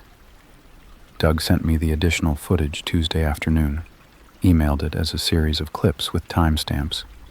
I watched them at my desk with my headphones in, even though there was no audio. It felt like the kind of thing you should watch privately. The east stairwell entry, 11:07 p.m. I'd already seen that one. Then the figure moved up the stairs. The cameras caught them on the second floor landing, the third, the fourth. They didn't hesitate at any floor, didn't check doors or look around. They went straight to 4, my floor. The hallway camera on 4 picked them up at 11:09. Same dark clothing, same hood, same downward angle of the head. They walked the corridor with a kind of practiced ease, not rushed, not slow, like someone who'd been there before and knew exactly how far it was from the stairwell to wherever they were going. They stopped at the door to our office suite, Barton and Keyes, Suite 410. The badge reader on our door required the same proximity card as the exterior doors. The figure held something up to the reader, a badge, a card, something, and the light turned green. They went in. The hallway camera showed the door closing behind them. Timestamp, 11:10 p.m. They didn't come back out for 43 minutes. At 11:53 p.m., the door opened again. Same figure, same hood, same careful posture. They retraced their route, hallway to stairwell, stairwell to east exit, swiped out at 11:55. The exterior camera barely caught them turning left on the sidewalk, and then they were gone. Rain was falling in the footage. You could see it in the cone of light from the street lamp near the exit, slanting silver against the dark. 43 minutes, in our office, on a Saturday night. I went back to Doug. "Do we have cameras inside the suite?" I asked. "No. Internal suite cameras are the tenant's responsibility. Barton and Keyes opted out when the lease was signed." He said it flatly, like he'd already anticipated the question and didn't like the answer either. "So we don't know what they did in there?" "No. For 43 minutes. No." I asked Doug if the badge, my badge, had been used at any other time. He ran a report going back 6 months. My badge's history was clean, weekday entries and exits that matched my schedule perfectly. 7:55 a.m. in, 5:15 p.m. out, give or take. No anomalies, except one. 3 weeks earlier, on a Friday night, February 21st, My badge had been used to enter the east stairwell at 10:48 p.m. I hadn't noticed because there'd been no email. Doug checked the notification settings and found that the automated alert only triggered for weekend entries. Friday nights fell outside the filter. No one had flagged it. He pulled the footage. Same figure, same clothes, same route. Stairwell to 4th floor, badge into suite 410, inside for 31 minutes, back out the way they came. 10:48 in, 11:19 out. Same careful avoidance of the camera angles, same hood, same rain streaking the exterior shot. This had happened before, and nobody knew. How far back to the camera's archive? I asked. 90 days. After that, it's overwritten. We were already past the retention window for anything before late December. If this person had been coming earlier than that, once a week, once a month, for how long, we'd never know. I told my boss. Her name was Patricia, and she was the kind of manager who handled problems the way surgeons handle scalpels, carefully, quickly, without wasted motion. She listened to everything, looked at the footage, and immediately called an emergency meeting with building management. By Wednesday afternoon, our suite locks were being rekeyed, my badge was reissued with a new ID number, and IT had been asked to audit every workstation in the office for unauthorized access. That audit is where things got worse. The IT contractor, a quiet guy named Yoon who always looked like he hadn't slept, spent Thursday going through every machine. Most were clean, normal, nothing unexpected. But when he got to my workstation, he went still. Not dramatically, just a small pause, a slight tilt of the head, the way someone stops when they notice a crack in something that should be solid. "When's the last time you accessed your machine remotely?" he asked. "I don't," I said. "I've never used remote access." "Okay." He turned the monitor slightly. "Because someone has." He showed me a log. Remote desktop sessions initiated on my workstation, not through our VPN, but through a third-party tool that had been installed without authorization. A lightweight remote access application, the kind that runs in the background and doesn't show up in the taskbar. It had been installed on February 14th, a week before the first badge entry. The sessions were short, 10, 15 minutes at most, always at night, always between 10 p.m. and midnight. Whoever was getting into the building with my badge wasn't just sitting in an empty office for 43 minutes. They were logging into my computer, browsing my files, reading my emails. Yoon looked at me. "Someone's been living in your machine." I felt something in my chest that I can only describe as structural, like a support beam cracking somewhere deep inside me, something that had been holding everything level suddenly shifting under the weight. I sat down at my desk and stared at my monitor, the same screen I looked at every day for 8 hours, the same keyboard I touched, the same mouse. And I thought about a stranger sitting here in the dark, scrolling through my inbox, reading messages I'd written to my sister, to my boss, to my ex. I thought about what they'd found, what they'd learned, what they now knew about me that I hadn't chosen to share. Then I thought about the badge in my dresser drawer, the one that had been there all weekend, supposedly untouched, in an apartment that was supposedly empty. And for the first time, I wasn't certain about either of those things. I got a new badge on Wednesday. Different number, different encryption. Doug ran my old badge through the system one more time before deactivating it and found one more entry I'd missed. January 17th, a Friday, 10:22 p.m. Same stairwell, same floor, same pattern. That one was outside the camera retention window, so there was no footage, just a line in a log, a digital footprint in a building I wasn't inside of on a night I was home watching TV. 3 entries that we knew about, possibly more before the logs could reach. Once a month, maybe more, someone had been walking into my workplace in the dark and spending half an hour doing things I couldn't verify in a space I thought was mine. Yoon finished his audit by Thursday. The remote access tool on my workstation had logged 11 sessions since it was installed on February 14th. Most were short, 8 to 12 minutes. 2 were longer, over 30 minutes. All occurred between 10 p.m. and midnight, all on Fridays or Saturdays. He couldn't tell me exactly what the intruder had accessed during those sessions. The tool didn't log activity, it just created a tunnel. Someone on the other end could see my screen, move my mouse, open my files, but there was no record of what they'd clicked on or read. It was like finding footprints in your house with no way to tell which rooms they'd been in. What Yun could tell me was that the tool had been installed locally, not remotely.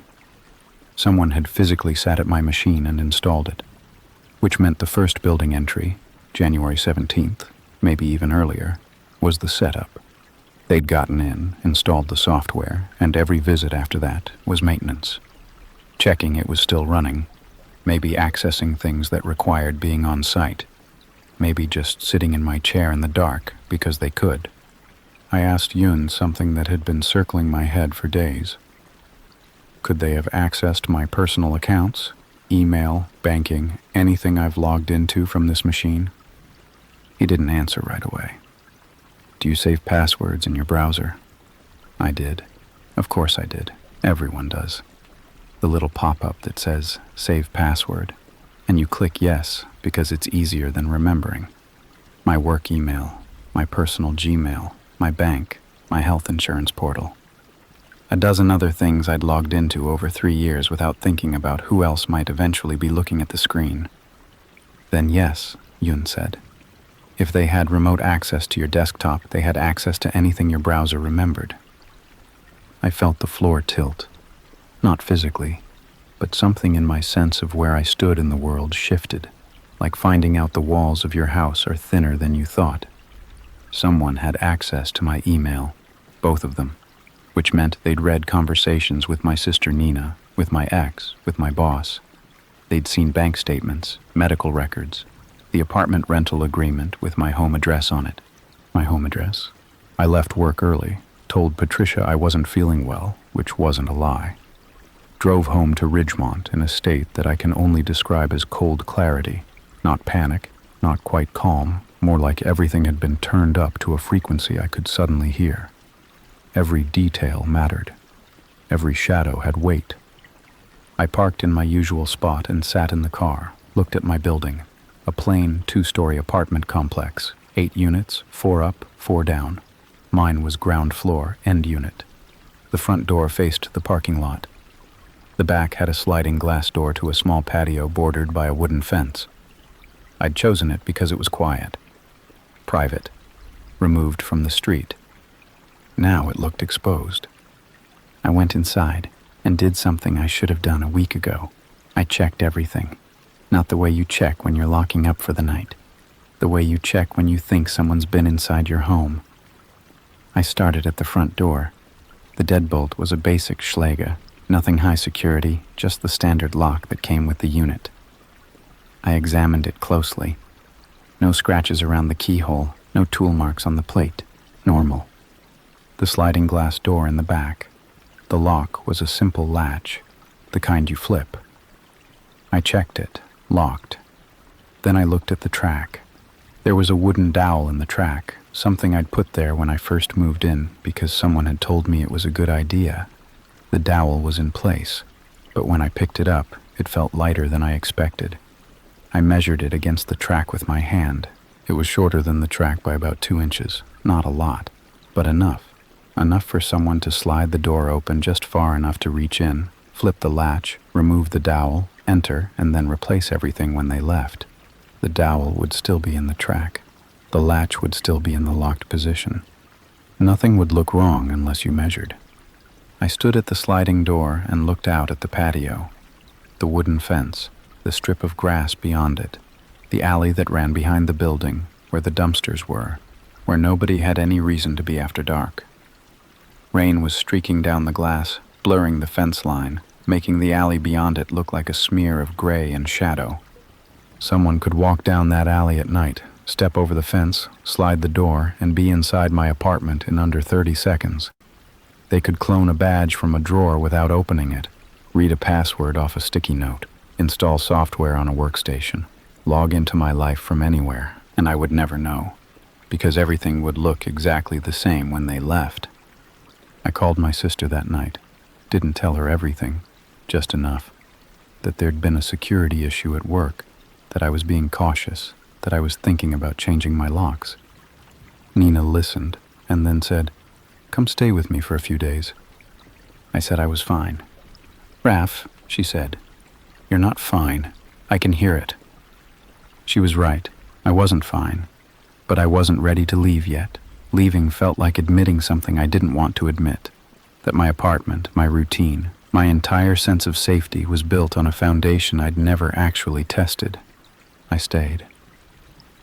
Replaced the dowel with a full-length steel bar that night. Jammed a chair under the front door handle. Lay in bed in the dark, rain tapping against the sliding glass, and listened to every sound the building made. The compressor in the laundry room, a door closing upstairs. The tick of the kitchen clock that I'd never noticed before. Somewhere between 1 and 2 a.m., I heard something I couldn't identify. A faint, brief sound from the direction of the patio, like a latch being tested. A light pressure applied and released. I lay there, perfectly still, holding my breath. It didn't come again. I didn't sleep. Lay there until daylight bled through the blinds, then got up and checked the patio door. Steel bar in place, latch locked. I unlocked it, slid the door open, and stepped outside barefoot onto the wet concrete. The patio was small, maybe 8 by 10, bordered by the wooden fence on 3 sides. I looked at the fence, looked at the ground along the base of it. The rain had softened the soil in the narrow strip of garden bed between the fence and the concrete, and in that soft soil, just inside the fence line on the alley side, there were impressions. Not footprints exactly. The rain had blurred them. But 2 distinct depressions, roughly shoe-shaped side by side, pressed into the mud at the base of the fence. Right where someone would land if they stepped over. I crouched down and stared at them. They could have been old. They could have been from the maintenance guy who came through once a month to check the gutters. They could have been mine from when I'd cleaned the patio back in November. I was already building the case for why they didn't matter, and I could feel how badly I wanted to believe it. But they were deep, recent. The edges hadn't fully collapsed yet, and they were on the alley side of the fence, the side you'd approach from, not the side you'd be standing on if you lived here. I took a photo.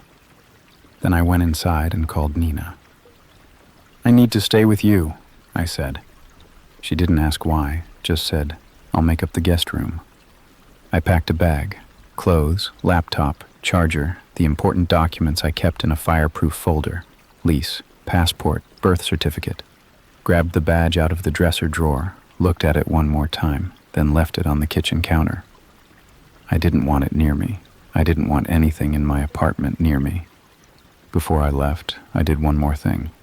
I set up my laptop on the kitchen counter, angled toward the sliding glass door, and opened the webcam with a recording app Yun had recommended. Motion activated. If anything moved in front of that door, it would start recording. It wasn't a security camera, but it was something. I drove to Nina's.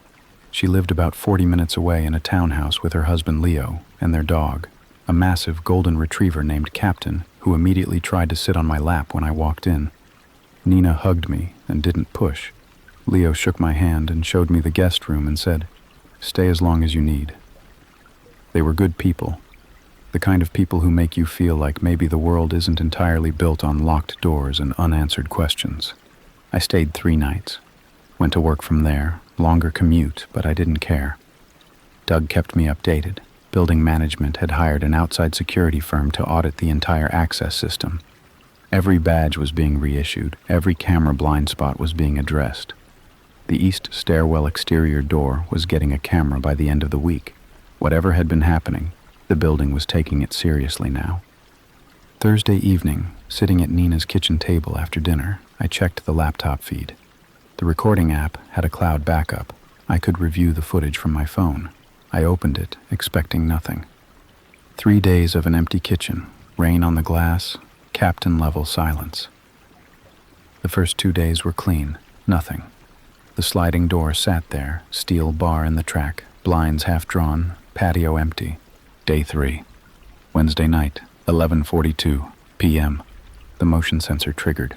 The recording started. For the first 8 seconds, nothing moved. Just the kitchen, the counter, the faint glow from the stove clock, rain on the glass, stillness. Then a shadow crossed the patio door. Not inside, outside, on the other side of the glass. A shape moving from right to left, passing the door slowly, close enough that it darkened the entire frame for a moment. Not pausing, not stopping, just passing, like someone walking along the back of the building, close to the glass, heading toward the alley. The shadow was there for maybe 3 seconds. Then it was gone. The recording continued for another 30 seconds of nothing. Then the motion sensor timed out and the clip ended. I played it back, again. The shape was too dark and too close to the glass to make out any detail. No face, no clothing, just mass and movement. A person-shaped shadow sliding past my door in the middle of the night, 3 days after I'd left. They didn't try the door, didn't stop, didn't look in. They just walked past, like they were checking, like they were confirming, like they already knew I wasn't home and were just making sure. I showed Nina. She watched it once, set the phone down, and said, "You're not going back there." Leo was already looking up locksmiths and security systems on his laptop. Captain was asleep on my feet. The rain was tapping against Nina's kitchen window, and for one disorienting second, the sound blurred with the audio from the recording in my memory, and I couldn't tell which rain was now and which rain was then. "I need to call the police," I said. "Yeah," Nina said, "you do." I called the non-emergency line that night, gave them everything, the badge entries, the remote access, the dowel, the footprints, the recording. The officer took the report and said a detective would follow up. I asked when. She said she couldn't give me a specific timeline. I hung up and sat in Nina's guest room with Captain leaning against my legs, and I realized something that had been forming at the edges of my thinking for days, but that I'd been refusing to look at directly. Whoever this was didn't just know my building at work. They knew my badge number, my floor, my desk, my computer, my passwords, my email, my home address, my apartment layout, which door was weakest, and when I was and wasn't there. They knew my routine well enough to visit on the nights I'd be home asleep, and well enough to check on the apartment the moment I left. This wasn't opportunistic. This wasn't random. Someone had mapped my entire life, where I worked, where I lived, how I moved between the two, and had been operating inside it like a second tenant, invisibly, patiently, for months. And the only reason I knew about any of it was because a security filter accidentally flagged a Saturday entry that was supposed to be invisible too. I never moved back to that apartment. Nina and Leo let me stay for 3 weeks while I found a new place. I broke the lease, paid the penalty, hired movers to clear everything out on a Tuesday afternoon while I was at work because I didn't want to be there, didn't want to stand in the kitchen looking at the sliding glass door. Didn't want to open the dresser drawer and wonder how many times someone else had stood in that same spot. The movers sent me a photo when they were done. Empty rooms, bare walls, the sliding glass door with the steel bar still in the track, catching a strip of afternoon light. I looked at that photo for a long time and felt absolutely nothing, which scared me more than the fear had. The detective followed up about a week after my report. A woman named Vasquez who spoke like someone accustomed to delivering incomplete answers. She told me they'd reviewed the building footage, the IT audit, the recording from my laptop. She said the case was open. She said they'd canvassed the alley behind my apartment and spoken to the property management company about the patio access issue. She said there were no suspects. The footage from the building gives us a build and a gate pattern, she said, but no face. Whoever this is, they knew every camera in that building. That suggests familiarity, someone who works there, or has worked there, or has spent time studying the layout. Someone who works there, I repeated.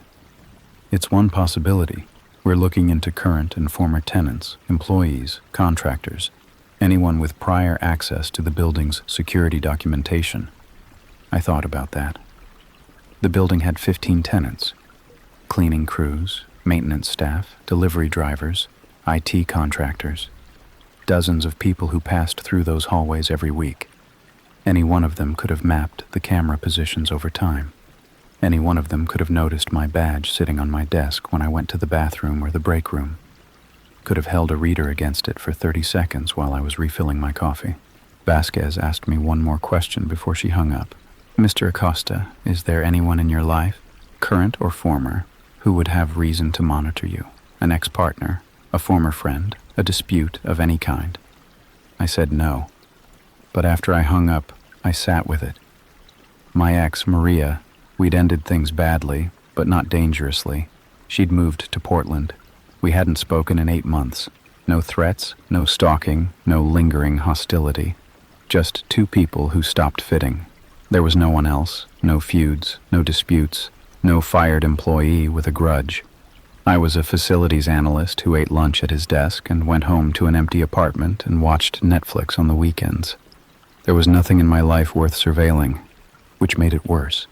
Because if there was no reason, then there was no logic. And if there was no logic, there was no way to predict what would happen next. I moved into a new apartment on the other side of town, 3rd floor this time, no ground level access, no patio, no sliding door. Secured building with a fob system and cameras in every corridor.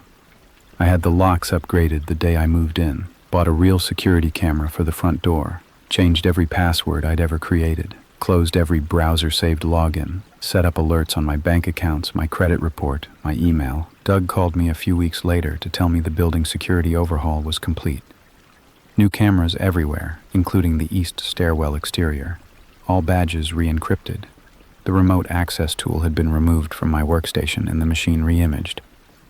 Patricia had authorized a full forensic review of the company's servers, and nothing else had been compromised. Just my machine, just my desk, just me. We went back through the new badge logs, Doug said. "Your old badge number hasn't been used since it was deactivated. Whoever it was, they stopped." "Or they're waiting," I said. Doug was quiet for a second. "Yeah," he said, "or that." I still work at Barton and Keyes. I thought about quitting, thought about it every day for about a month. But I couldn't let this thing take my job on top of everything else. I go in, I do my work, I go home, I don't stay late, I don't leave my badge on my desk, I don't save passwords in my browser anymore. I carry the badge in my pocket at all times, even on weekends, even at home. It sits on my nightstand when I sleep, and I check it's there when I wake up. Every single morning, Vasquez calls me once a month. The calls are getting shorter, no updates, no suspects, no new entries. The case is technically still open, which means it's technically going nowhere. She's professional about it, honest. I appreciate that more than I'd appreciate false hope. Cole tells me I should go to therapy. Nina tells me the same thing. They're probably right. I don't sleep the way I used to. I wake up at odd hours and lie there listening, not for anything specific, just listening. The compressor in the hallway, the elevator moving between floors, rain on the window when it rains, sounds that should mean nothing and now mean everything. I think about the remote access sessions a lot. 11 times someone sat at a computer somewhere, their home, a car, a coffee shop, anywhere, and looked at my screen, read my emails, saw the messages I sent to Nina about missing our parents, saw the last conversation I had with Maria, the one where she said she still cared about me but couldn't keep trying, saw the health insurance claim I filed for the anxiety prescription I started in January. Private things, quiet things, the kind of details that make up a life when nobody's watching, except someone was watching. For months. From inside the systems I trusted, from inside the spaces I thought were mine. They sat in my chair. They walked through my apartment. They stood on the other side of my patio door in the rain and looked at the place where I slept. I keep coming back to what Doug said the first day, about how proximity card cloning only takes 30 seconds. 30 seconds of contact. That's all. You don't have to break anything. You don't have to leave a mark. You just have to get close enough, for long enough, and then you carry a copy of someone's access in your pocket for as long as you want. 30 seconds. That's less time than it took me to read that email on a Monday morning. and whoever did this had months. My coworker asked why I was crying in the break room yesterday. I wasn't at work yesterday. Tony Briggs found me at the coffee machine on a Wednesday morning and said, "Hey, are you doing okay? I didn't want to bother you yesterday, but I saw you in the break room and you seemed really upset." I was pouring half and half into my mug, and it took me a second to register what she'd said, because my brain was still on autopilot. The 8 a.m. fog of coat off, bag down, coffee first, think later. I looked at her. Tony was a project coordinator on my floor, mid-40s, warm, the kind of person who remembered everyone's birthday and actually meant it when she asked how you were doing. "Yesterday?" I said. "Yeah, around 2-ish. You were sitting in the back corner of the break room. I came in to heat up my lunch and you were just sitting there. It looked like you'd been crying. I almost came over, but you seemed like you wanted to be alone and I didn't want to intrude." I set the half and half down. "Tony, I wasn't here yesterday." "What do you mean?" "I took the day off. I was home all day. I had a migraine. I called in Monday night and told Karen I wouldn't be in Tuesday." Tony's expression did something complicated. It started as confusion, passed through disbelief, and arrived at a place I didn't have a name for. A kind of careful recalibration, like she was reviewing a memory she'd been confident about and finding it suddenly unreliable. "That was definitely you," she said, slowly, not arguing, but not backing down. "You were wearing that green cardigan, the one with the buttons, and your hair was down. You were sitting at the table by the window. I saw your face." The green cardigan. I owned a green cardigan with buttons. It was hanging in my closet at home. Or it should have been. I'd had it for 2 years, wore it once or twice a week in the cooler months. It was specific enough that Tony wouldn't invent it. She wasn't describing a vague figure she'd glimpsed through a doorway. She was describing me, my clothes, my hair, the corner of the break room where I actually did sit when I used it, because the table by the window got the best light and was usually empty in the afternoon. "It wasn't me," I said again, but the words felt thinner this time, like saying them twice had worn them down. Tony touched my arm. "Okay," she said. "Maybe I'm wrong. It's been a long week." She gave me a look that was kind and unconvinced in equal measure, and went back to her desk. I stood at the coffee machine and tried to do the thing where you dismiss something and move on. Someone who looked like me was in the break room. It happens. People have similar builds, similar hair. Tony saw someone from behind, or at a distance, and filled in the blanks with a face she recognized. The brain does that. Pattern recognition, familiarity bias. I'd read about it. It made sense. Except Tony had said your face. She'd seen a face, and the face was mine. I carried my coffee to my desk and opened my laptop and pulled up Slack, scrolled through the previous day's messages, looking for anything unusual. Nothing. The channels were normal. Project updates, a thread about the printer on 4 being jammed again, someone asking if anyone had left a blue jacket in the conference room. My name didn't appear anywhere. Nobody had messaged me, which made sense because I'd been out sick and everyone knew it. I almost left it there, almost, but something was pulling at me, a thread I couldn't stop touching, so I got up and walked down the hall to the break room. It was empty at this hour, too early for the lunch crowd, too late for the breakfast stragglers. I stood in the doorway and looked at the table by the window. 4 chairs. The window let in gray November light that flattened everything it touched. A perfectly ordinary room in a perfectly ordinary office. I sat down in the chair where Tony said she'd seen me. The chair was cold. The table had a water ring on it and a crumb near the edge. I sat there and thought about someone who looked like me sitting in this same chair yesterday afternoon, crying, while I was home in bed with a migraine and the curtains drawn. Why was she crying? That was the question that shouldn't have mattered but did. If someone was impersonating me, wearing my clothes, sitting in my spot, the important questions were who and how and why were they here, but the question my brain kept circling back to was, why was she crying?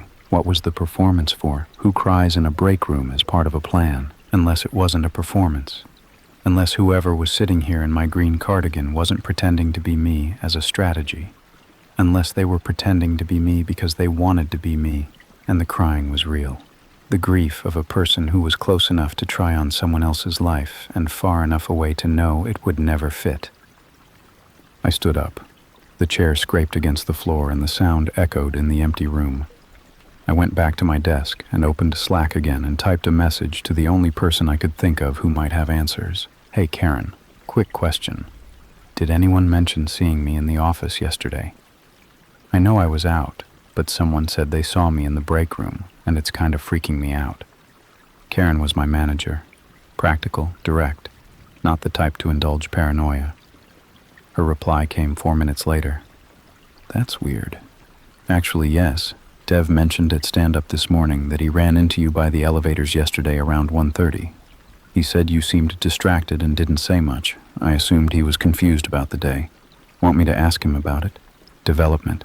Dev Okonjo, the data analyst, 2 desks over from mine. He hadn't just seen me from across a room. He'd talked to me, to whoever was me, by the elevators at 1:30, and she'd responded. Distracted, not saying much, but present enough that Dev hadn't questioned whether it was actually his coworker standing in front of him. I stared at Karen's message. The cursor blinked. The office hummed around me. Keyboards, the HVAC, someone's phone ringing 3 rows over. Everything normal. Everything continuing exactly as it should, while something underneath it shifted in a direction I couldn't see. Yes, I typed back. Please ask him. Dev came to my desk 20 minutes later. He had his coffee in one hand and his phone in the other, and a look on his face like he'd been told he was wrong about something he was sure he was right about. Karen said you weren't in yesterday. I wasn't. I was home with a migraine. He sat on the edge of Tony's empty desk. She was in a meeting, and frowned at his coffee. I talked to you, by the elevators. You were coming from the direction of the break room, and I said hey, and asked if you were heading to the 2:00 sink, and you said... He trailed off, replayed it behind his eyes. You said not today, and kept walking. You didn't stop. I thought you were in a mood, so I didn't push it. What was I wearing? He looked at me like the question was strange, which it was. Green sweater, cardigan thing. Your hair was down. He paused. You looked like you'd been crying. Same cardigan, same hair, same crying. 2 people, Tony from the break room, Dev from the elevators, had seen the same woman on the same day, wearing the same clothes, and both had looked at her face and seen me without hesitation. Not a resemblance, not a passing similarity. Me. Dev, what did my voice sound like? Now he looked at me like I was losing it. It sounded like you. Your voice. You said 2 words. I wasn't exactly analyzing it. But nothing was off? Nothing sounded different? No. He said it firmly, then less firmly. I mean, no. It was you. It sounded like you. But something in his certainty had cracked, and I watched him sit there and try to hold the crack together. He'd spoken to someone face to face, from 3 feet away, in a well-lit hallway, and he was only now considering the possibility that it hadn't been who he thought it was. That his own senses had handed him a person and labeled her with my name, and he'd accepted it without question, because why would you question something like that? You see a coworker, you say hi, you move on. You don't stop and verify that the person standing in front of you is real. He went back to his desk. I could feel him glancing at me for the rest of the morning. Quick looks he probably thought I didn't notice. Checking. Comparing me to the version of me he'd seen yesterday, looking for the seam between us. At lunch, I went down to building security. Our office occupied the 6th and 7th floors of a 12-story commercial building downtown. Security was in the lobby, a desk, a bank of monitors, a man named Victor who wore a tie every day and had the patient, understated demeanor of someone who'd been watching cameras long enough that nothing surprised him. I told him what happened. He listened without interrupting, which I appreciated. When I finished, he pulled up the lobby camera feeds for the previous day, Tuesday, and started scrolling. You said you were out sick, so your badge wouldn't have swiped in at any point. No, I was home all day. Okay, let me check the entry logs first. He typed, scrolled. Your badge, Keen, Laura, last swipe was Monday at 5:47 p.m., exiting through the lobby turnstile. No entry swipe on Tuesday. So, whoever was here didn't use my badge. Not through the lobby turnstiles. Let me check the parking garage and the service entrance. More typing. Nothing. No swipe on your badge Tuesday. Any entrance. But she was on my floor. 2 people talked to her. Victor looked at me with the steady patience of a man who understood the problem. Let me pull the floor cameras. Our building was better about cameras than most. Lobby, elevators, stairwells, parking garage, and the corridors on each floor, not inside the offices themselves, but the shared hallways that connected the elevators to the suite doors. Victor pulled up the 6th floor hallway feed for Tuesday afternoon and started at noon, scrubbing forward at double speed. 12:30, 12:45, 1 o'clock. People moving in and out of the elevator bank. My co-workers, faces I recognized, the normal midday traffic of a working floor. 1:15, 1:20, 1:27 p.m. The elevator doors opened and a woman stepped out. Victor slowed the playback to real time. I leaned forward. She was wearing a green cardigan with buttons. Her hair was down, brown, shoulder length. She was my height, my build. She walked out of the elevator and turned left toward the office suite with the unhesitating gait of someone who'd made this walk hundreds of times. Her posture was straight but slightly forward, the way mine gets when I'm tired or distracted. She carried nothing, no bag, no laptop, no coffee. Just a woman in a green cardigan walking to work in the middle of the afternoon. "Can you get closer on the face?" I asked. My voice was doing something I didn't authorize. A thin, reedy quality, like it was being squeezed through a space too small for it. Victor zoomed in, the resolution degraded as he pushed it, the image breaking into soft blocks of gray and white. But the face was there, framed by brown hair, looking straight ahead, caught in the flat hallway light. I knew that face. I'd seen it every morning in my bathroom mirror. The same nose, the same jawline, the same slight asymmetry of the eyebrows that I'd always noticed in photographs and that nobody else ever seemed to. It was my face, on a woman I'd never seen before, walking through my office building at 1:27 p.m. on a day I was home in bed. She didn't look like me the way a sister might, or a cousin, or someone who'd been described as resembling me. She looked like me the way a reflection looks like you. Precise, mirrored, exact. The only difference was her expression. In the footage, her face carried something mine didn't at that moment. A sadness, not dramatic, not performed. A quiet, settled sadness that sat in her features like it had been there a long time. The face of someone who'd been crying, walking through a hallway, going back to a life that wasn't hers. "Is that you?" Victor asked, not accusatory, genuinely uncertain. "No," I said. "I was home yesterday." He looked at the screen, looked at me, looked at the screen again. I watched him try to find the difference and fail. "I'm going to flag this with building management," he said quietly, "and I'd recommend you file a report with the police." I nodded. I couldn't stop staring at the frozen frame, her face, my face, paused mid-step in a hallway I walked every day. She was looking straight ahead, but there was something in her eyes that the camera had caught and held, a thing I recognized not because I'd seen it on someone else, but because I'd felt it. The look of a person who is somewhere they know they don't belong and can't make themselves leave. I filed the police report that evening, sat in a precinct waiting room under fluorescent lights and told a detective named Mora everything. The break room, the cardigan, Dev's conversation by the elevators, the security footage. He took notes and asked reasonable questions and looked at me the way every person had looked at me that day, like they were trying to decide which explanation was stranger, that someone who looked exactly like me had walked into my office, or that I was making it up. He said he'd request the security footage from building management. He said cases like this were unusual but not unheard of. He said the word impersonation and wrote something next to it and moved on. He didn't say the word that had been living in my head since I watched the footage with Victor, the one that felt less like a diagnosis and more like a haunting. Doppelganger. I went home. My apartment was quiet, a one-bedroom on the 4th floor of a building in Midtown, small and clean and mine. I deadbolted the door and walked to my closet and opened it. The green cardigan was there, 3rd hanger from the left, where it always was.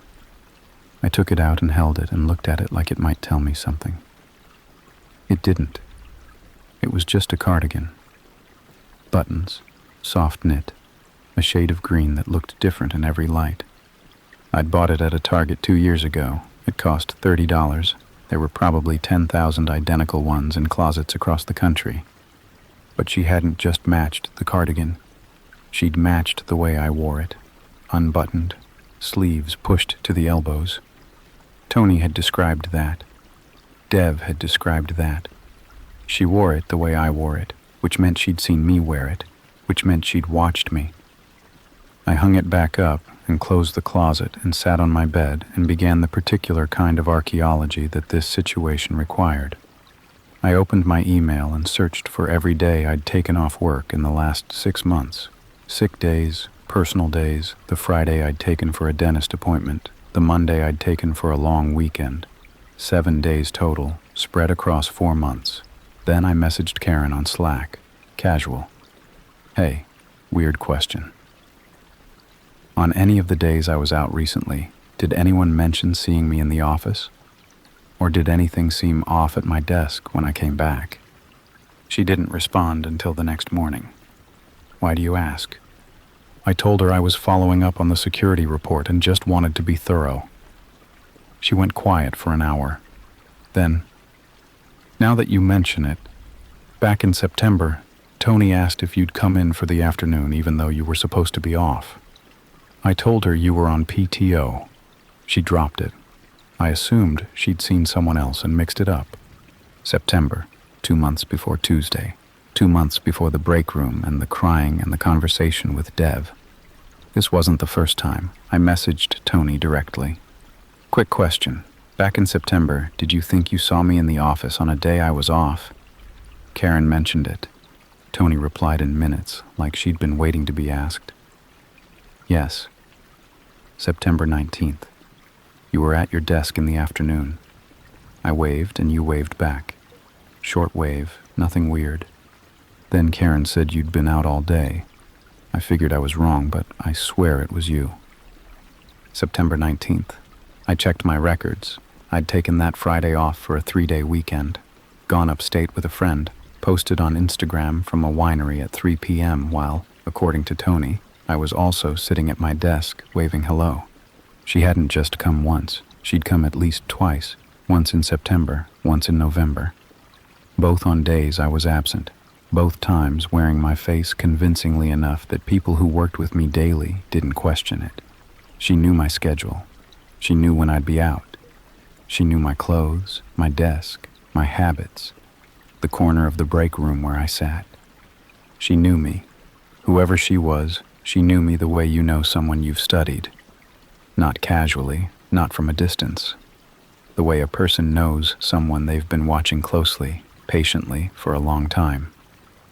I went to Victor the next morning and asked him to pull September 19th. He did.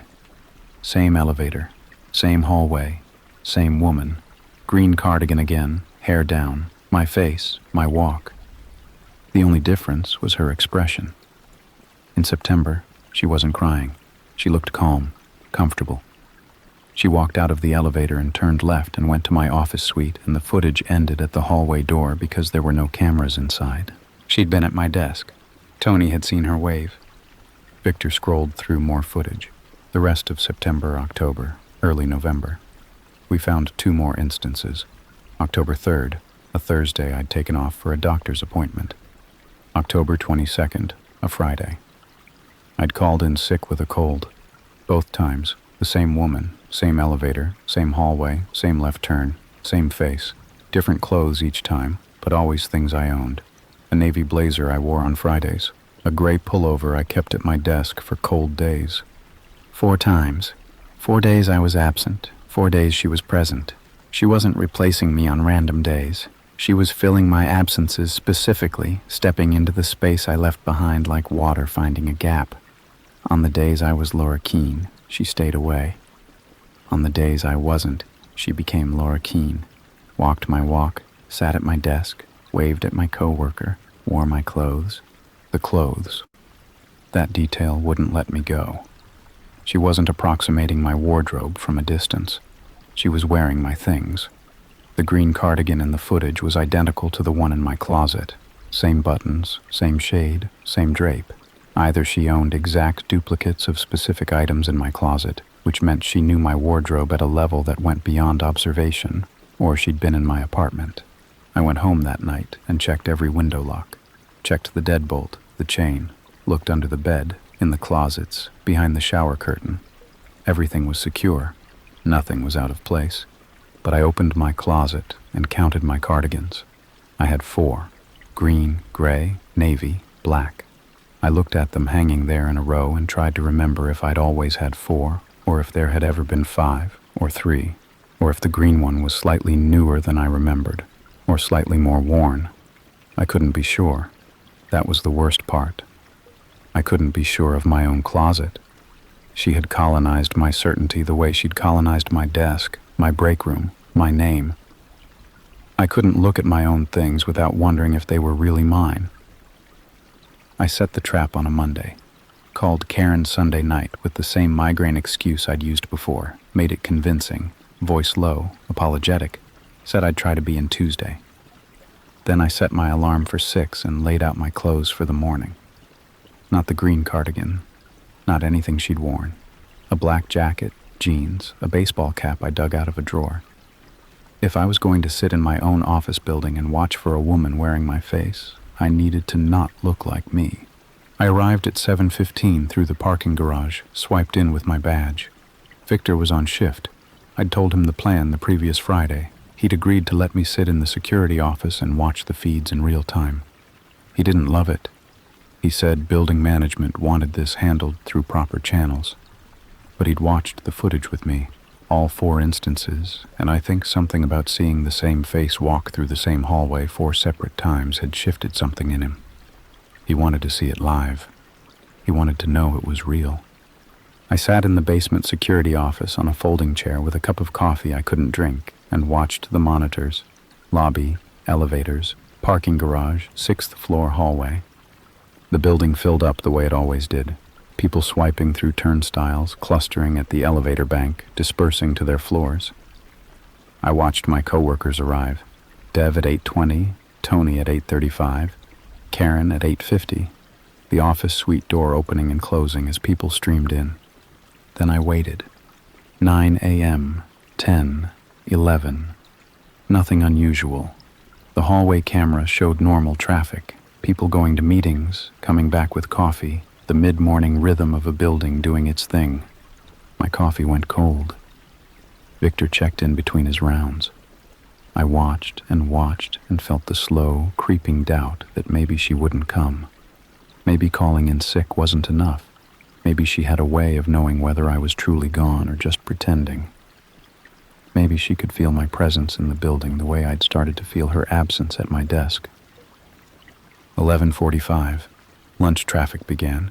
People heading to the elevators in pairs and small groups. I leaned forward, scanned each face. 12:10 p.m. The elevator doors opened on 6.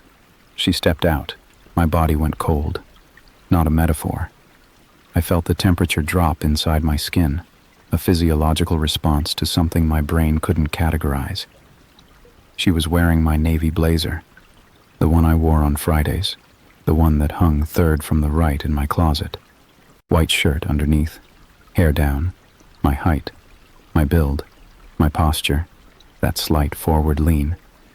She turned left toward the office suite and walked with the same unhesitating rhythm the footage had shown me, the muscle memory of a route she'd memorized through repetition. That's her, I said. My voice was a whisper. I hadn't decided to whisper. Victor leaned in, watched her walk the hallway, watched her reach the suite door, pull it open, and disappear inside. He exhaled slowly through his nose. "I'm going up," I said. "Laura, I need to see her, not on a screen." He didn't stop me. I think he understood that this had gone past the point where watching from a distance was enough. 4 months of a woman living in the negative space of my schedule, wearing my clothes, sitting at my desk, crying in my break room. I needed to be in the same room. I needed to see her see me. I took the stairs. 6 flights, fast, my heart going hard. Not from the climb, but from the knowledge of what was waiting at the top. I pushed through the stairwell door onto the 6th floor and walked down the hallway toward the suite, pulled the door open, stepped inside. The office was in its usual lunchtime lull. Half the desks empty, people out eating. The overhead lights hummed. The HVAC pushed its constant, invisible breath through the room. I walked past the first cluster of desks, past the second, toward the back corner where my desk sat in its quiet pocket near the server room. She was sitting in my chair. I stopped, maybe 15 feet away, close enough to see everything. She was leaning forward slightly, forearms on the desk, the way the man in Story 4 had sat. The posture of someone performing the act of being at work. The monitor was off. She wasn't typing, wasn't clicking, wasn't doing anything except sitting in my space with her hands on my desk and her eyes fixed on something I couldn't see from where I stood. The framed photo. She'd opened the drawer. I could see the edge of it, the bottom drawer, pulled out a few inches. She was looking at my parents the way Tony had described her in the break room. Quiet, still, sad. Nobody else on the floor had noticed anything wrong. The few people at their desks were absorbed in their work, their screens, their headphones. To them, Laura Keene was at her desk. Nothing to see. I took another step. The carpet was soft. No sound. Another step. 10 feet now. I could see the collar of my navy blazer on her shoulders, the specific way it sat slightly wide because I'd bought it a half size too big. I could see her hands on the desk, her fingers, the shape of her knuckles. She looked up. Our eyes met across 10 feet of gray carpet and fluorescent light, and the world did something I'm not equipped to describe. It folded, like the space between us wasn't distance, but a mirror standing on its edge, and we were both looking at the same reflection, and neither of us knew which side was real. Her face was my face, not similar, not close. Mine. The same eyes, the same mouth, the same faint scar above the left eyebrow where I'd hit a coffee table at age 4. She looked at me and I watched recognition cross her features. Not surprise, not fear, but something quieter and worse. She looked at me the way you look at something you knew was coming and hoped wouldn't. She stood up from my chair, slowly. The drawer slid closed with a soft click. She straightened the blazer, my blazer, her blazer, the blazer, and for a moment we just stood there, 2 women with the same face in the same office, 10 feet apart, while the building hummed and the lights buzzed and nobody around us had any idea that something impossible was happening in the back corner of the 3rd floor accounts receivable department. She moved first, turned and walked toward the suite door, not fast, not panicked. The same unhurried gait from the footage. She passed within 5 feet of Dev's empty desk and didn't glance at it, pushed through the suite door, and was gone. I didn't follow. I stood there beside my own desk, in the space she'd just vacated, and felt the chair. The seat was warm. The armrests held the faint dampness of someone's palms. In the bottom drawer, the photograph of my parents had been placed back at a slightly different angle, tilted toward the front of the drawer, as if she'd wanted to look at it more easily, as if she'd done this enough times that she'd started arranging my things to suit herself. I sat down in the warm chair and put my hands where her hands had been and stared at the monitor and the keyboard and the coffee ring that had already begun to form on the right side of the desk, 3 inches from the keyboard, in the spot where a right-handed person puts their mug. She was right-handed. I was left-handed. That was the only difference I'd found. The only proof that she wasn't me. The police reviewed the footage. Detective Mora sat in the security office with Victor and watched the woman in the navy blazer step off the elevator and walk to my office, and he said, very carefully, "That does appear to be you." I was standing right next to him. He looked at the screen and looked at me and looked at the screen, and I watched him arrive at the same wall that everyone arrived at, the place where explanation ends and the thing just is. They tracked her on the lobby cameras. She'd entered the building through the main turnstiles at 12:06 p.m. No badge swipe, tailgated behind a group of 4 people coming back from lunch. Walked straight to the elevators with the confidence of someone who belonged there. After she left the 6th floor, the stairwell cameras caught her descending to the lobby. She exited through the parking garage at 12:53 p.m., 47 minutes inside the building. Total. She was on the 6th floor for about 30 of those, and for 20 of them, she'd been sitting at my desk looking at a photograph of my parents. The parking garage camera caught her walking to a car, a dark sedan, common make, the plates unreadable at that angle. She got in, pulled out, and drove away. The footage from the garage exit was slightly better. Mora had a partial plate, 3 characters out of 7. He said he'd run it. He said it was something to work with. It wasn't enough. 3 characters returned hundreds of matches. None of them led to a woman who looked like me. None of them led anywhere at all. Building management upgraded security within a week. Tailgating countermeasures at the turnstiles. 1 badge, 1 entry, a physical barrier that closed between each swipe. The parking garage got the same treatment. Victor added my face to a watch list in the lobby camera system, which meant the software would flag anyone matching my appearance entering the building during hours I wasn't scheduled to be there. The irony of putting my own face on a security watch list was not lost on me. She didn't come back. November passed, December, January. No coffee rings, no crumbs, no mints disappearing. No reports from Tony or Dev or anyone else of seeing me somewhere I wasn't. The chair stayed at my height every morning. The photograph stayed at the angle I set it. The desk was mine again, fully and completely, and I sat at it every day and did my work and went home and tried to let the absence mean it was over. But absence was exactly how she operated. She lived in the gaps. She existed in the days I didn't show up, the hours I wasn't watching, the negative space of my routine. She'd gone quiet before. The gap between September and November had been 2 months of nothing, long enough to assume it was finished. And then she'd appeared in the break room crying in my cardigan. Silence didn't mean she was gone. Silence meant she was waiting for the next gap. I stopped taking days off. That was the first thing that changed. From December through March, I didn't miss a single day of work. No sick days, no personal days, no long weekends. I came in every morning, and I stayed until 5, and I was present, visibly, verifiably present, because every day I was at my desk was a day she couldn't be.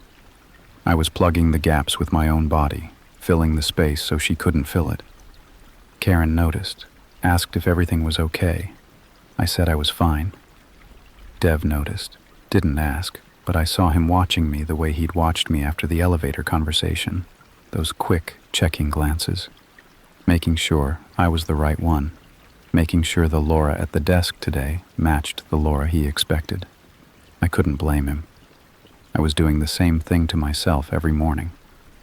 Looking in the mirror and cataloging, left-handed, scar above the left eyebrow, green cardigan, 3rd from the left. Checking the evidence that I was me, the way you'd check your pockets for your keys, a quick, anxious pat-down that became ritual. The thing nobody tells you about seeing your own face on someone else is that it doesn't just change how you see them, it changes how you see you. Every mirror became a test. Every reflection in a window, a storefront, a dark phone screen, I'd catch my face, and for a half second, I wouldn't know if I was looking at a reflection or a person standing on the other side. The boundary between me and not me had been precise my entire life, as precise and automatic as blinking, and she had smudged it. Not broken, smudged, like a thumbprint on glass. You could still see through it, but you always knew it was there. I still work at the same company, same desk, same back corner, same view of the stairwell door and the server room. I've been here 5 years now. The green cardigan is still in my closet, but I don't wear it to work anymore. I can't. It belongs to both of us now, and wearing it feels less like getting dressed and more like putting on a costume, becoming the version of me that she chose to copy, and not knowing whether the original or the copy is the one reaching for the hanger. Maura's investigation went cold. The partial plate led nowhere. No match was ever found in any database, no criminal record, no driver's license, no missing person report for a woman matching my description. She didn't exist in any system. She only existed in security footage and in the memories of people who'd talked to her and thought they were talking to me. She was real enough to sit in my chair and hold my parents' photograph and say "not today" to Dev in a voice he couldn't distinguish from mine, but she wasn't real enough to have a name. Some nights, I lie in bed and think about her crying in the break room. That's the image I can't put down, not the confrontation, not the moment our eyes met, not the footage or the blazer or the scar. The crying. Tony said she looked really upset, not performing, not faking. Genuinely crying, alone, at the table by the window, in the middle of a Tuesday afternoon, wearing my clothes and sitting in my spot. Why? What was she grieving? What do you mourn when you spend your days becoming someone else? Was it the effort, the exhaustion of maintaining a self that isn't yours? Was it the gap between the life she was pretending to have and whatever life she actually went back to when she walked through the parking garage and got into her dark sedan and drove somewhere I'll never know? Or was it simpler than that? Was she crying because she was sitting at a desk that would never really be hers, looking at a photograph of parents who would never know her face, and feeling the particular quiet devastation of a person who knows exactly who they want to be and can't get there? I don't know. I'll never know. She looked at me across 10 feet of carpet and saw something I couldn't read, and then she turned and walked away and didn't come back.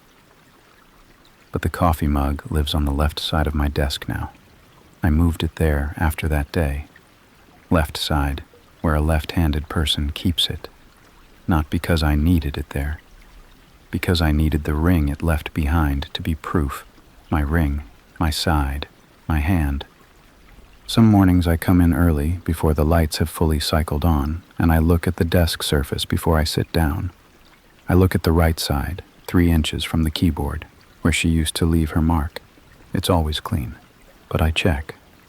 Every morning I check. Because if there's ever a ring on the right side again, it means she's found another gap. It means the locks and the turnstiles and the watch list weren't enough. It means that somewhere between the hours I'm here and the hours I'm not, a woman with my face and my scar and my parents' photograph memorized down to the angle of my father's arm is sitting in my chair again, drinking coffee with her right hand, and the only evidence she'll leave behind is a circle of brown on a desk that we share without ever being in the same room. Except we were in the same room. Once. For maybe 15 seconds. And in those 15 seconds, she looked at me with an expression that I've replayed every day since and still can't name. It wasn't guilt. It wasn't fear. It was closer to recognition. But not the kind where you see someone you know. The kind where you see someone you are, and you realize that being them isn't something you chose. It's something you can't stop.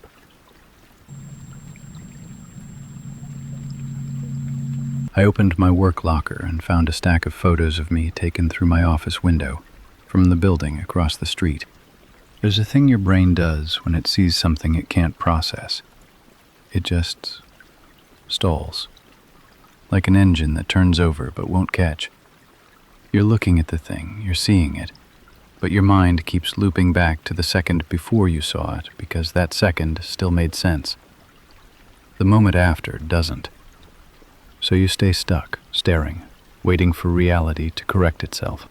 That's what happened when I opened my locker. I'm Nadia, 29 when this happened. I'd been working as a paralegal at Kessler & Byrne for about 3 years, a mid-sized law firm in Redfield, Connecticut. The kind of place with dark wood paneling and framed degrees and a coffee machine nobody cleaned. The office was on the 4th floor of a 6-story building on Prospect Avenue, right in the middle of downtown. Across the street was another building, slightly taller, mostly vacant. It used to be some kind of insurance company headquarters, but they'd moved out years ago, and now it just sat there.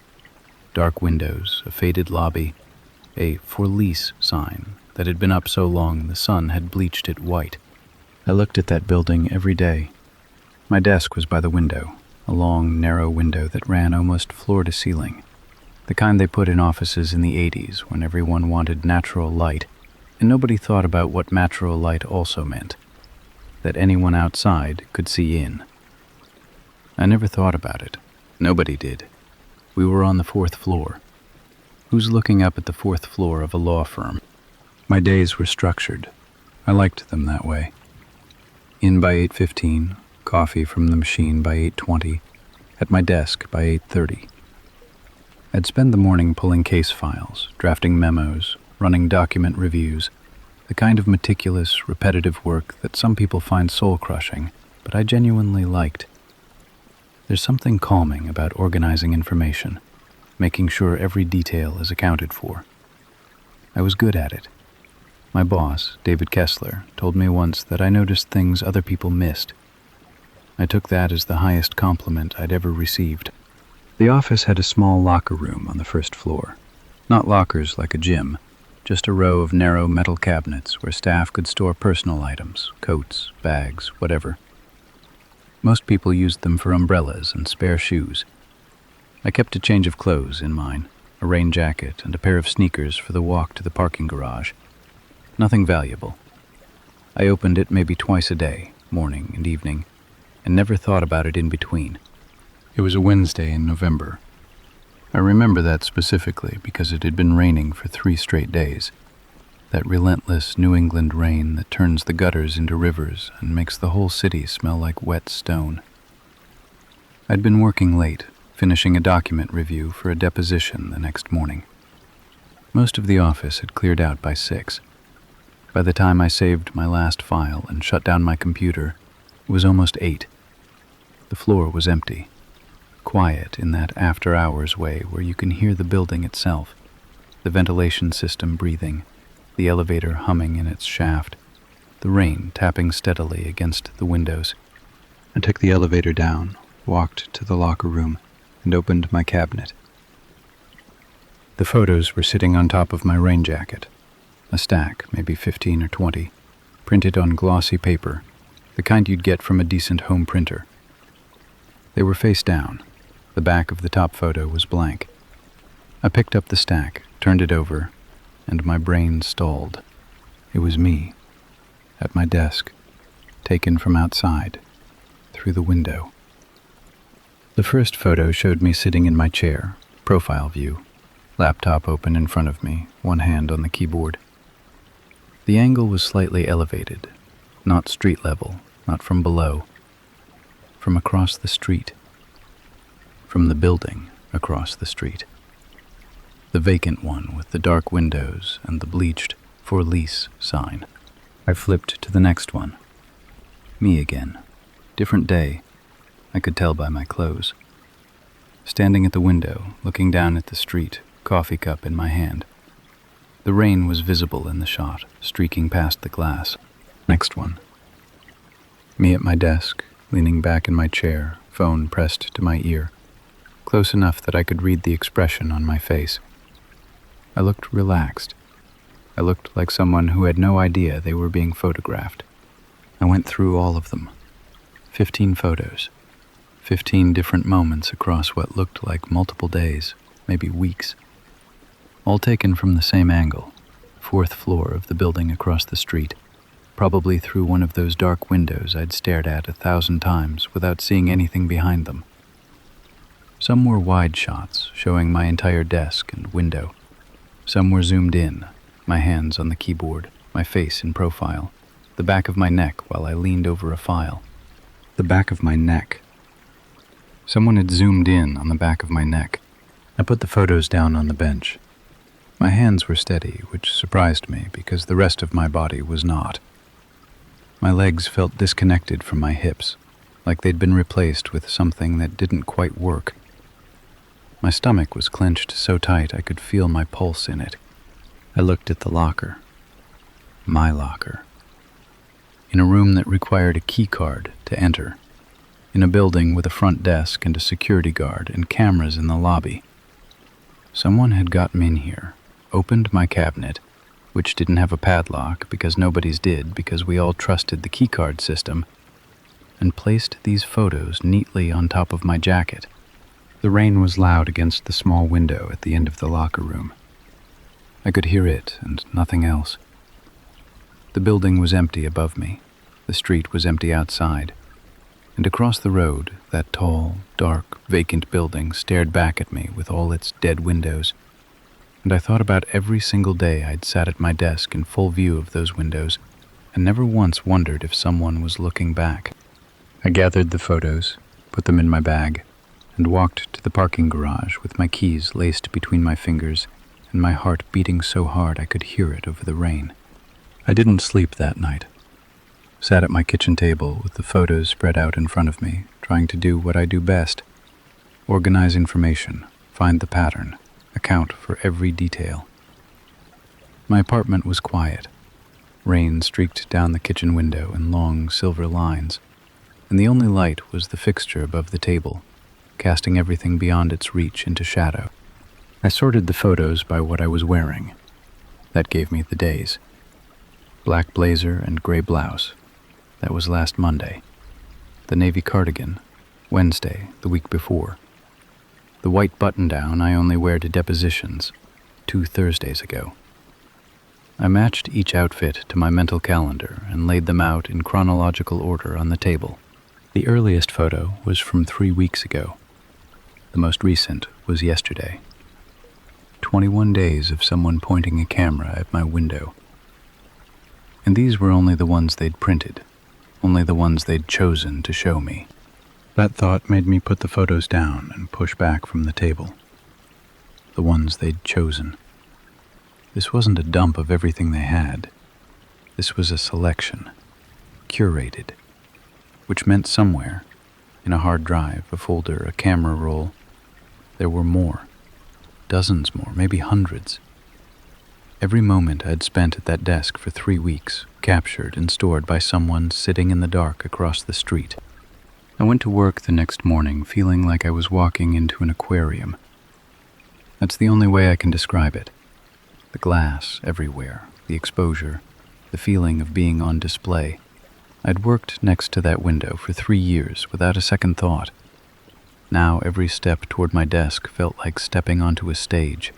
The first thing I did was talk to Kessler. Brought the photos into his office, closed the door, and laid them on his desk without saying anything. He put on his reading glasses, went through them slowly, and by the third photo his expression had shifted from confusion to something harder. He picked up his phone and called building security before I'd finished explaining. The security director was a man named Harlan, ex-military, precise in a way I recognized and appreciated. He looked at the photos the way I imagined he'd looked at threat assessments in another life, clinically, without emotion, cataloging details. The angle of the shots confirmed what I'd already guessed. They were taken from the 4th or 5th floor of the building across the street. The zoom level suggested a telephoto lens, something serious, not a phone camera. "The locker room," he said. "That's the priority. Someone accessed a keycard restricted area." He pulled the entry logs for the past week. 12 unique keycards had accessed the locker room during business hours, all belonging to employees. But the system also showed 3 after-hours entries. One was mine, Wednesday at 8:04 p.m., when I found the photos. One was the cleaning crew at 9:30 p.m., which was normal. And one was at 6:47 p.m., 40 minutes after the office officially closed. The keycard used belonged to a woman named Rachel Voss. She worked in accounts receivable, 1 floor below me. I knew her vaguely. We'd shared an elevator, nodded in the hallway, the kind of workplace familiarity that doesn't involve actual conversation. Harlan called Rachel. She answered from her desk downstairs and said she hadn't been in the locker room that evening. She said she'd left the office at 5:30 and gone straight home. When Harlan asked if anyone else might have used her keycard, she went quiet. "I lost my card about 2 weeks ago," she said. "I reported it and got a replacement, but they never deactivated the old one." There it was, a missing keycard, still active in the system, in someone else's hands for 2 weeks. Long enough to come and go freely, long enough to learn the building's rhythms, when the lobby desk was unmanned, when the security guard did his rounds, when the locker room was empty. Harlan deactivated the card immediately and started pulling lobby camera footage. But I already knew what we'd find, or rather, what we wouldn't.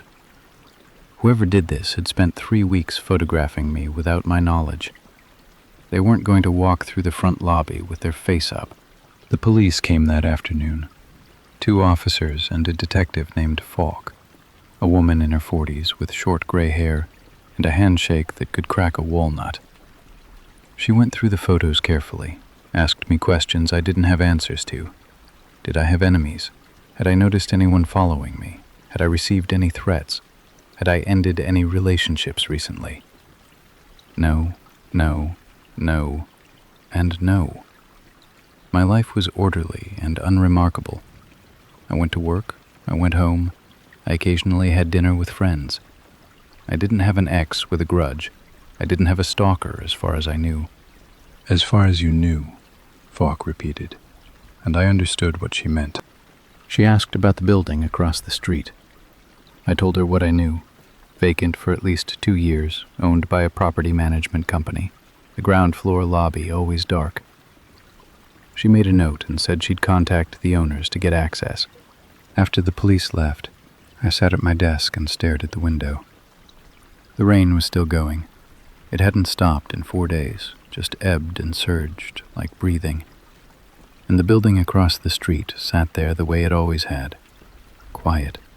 Still. All those dark windows, floor after floor, arranged in a perfect grid.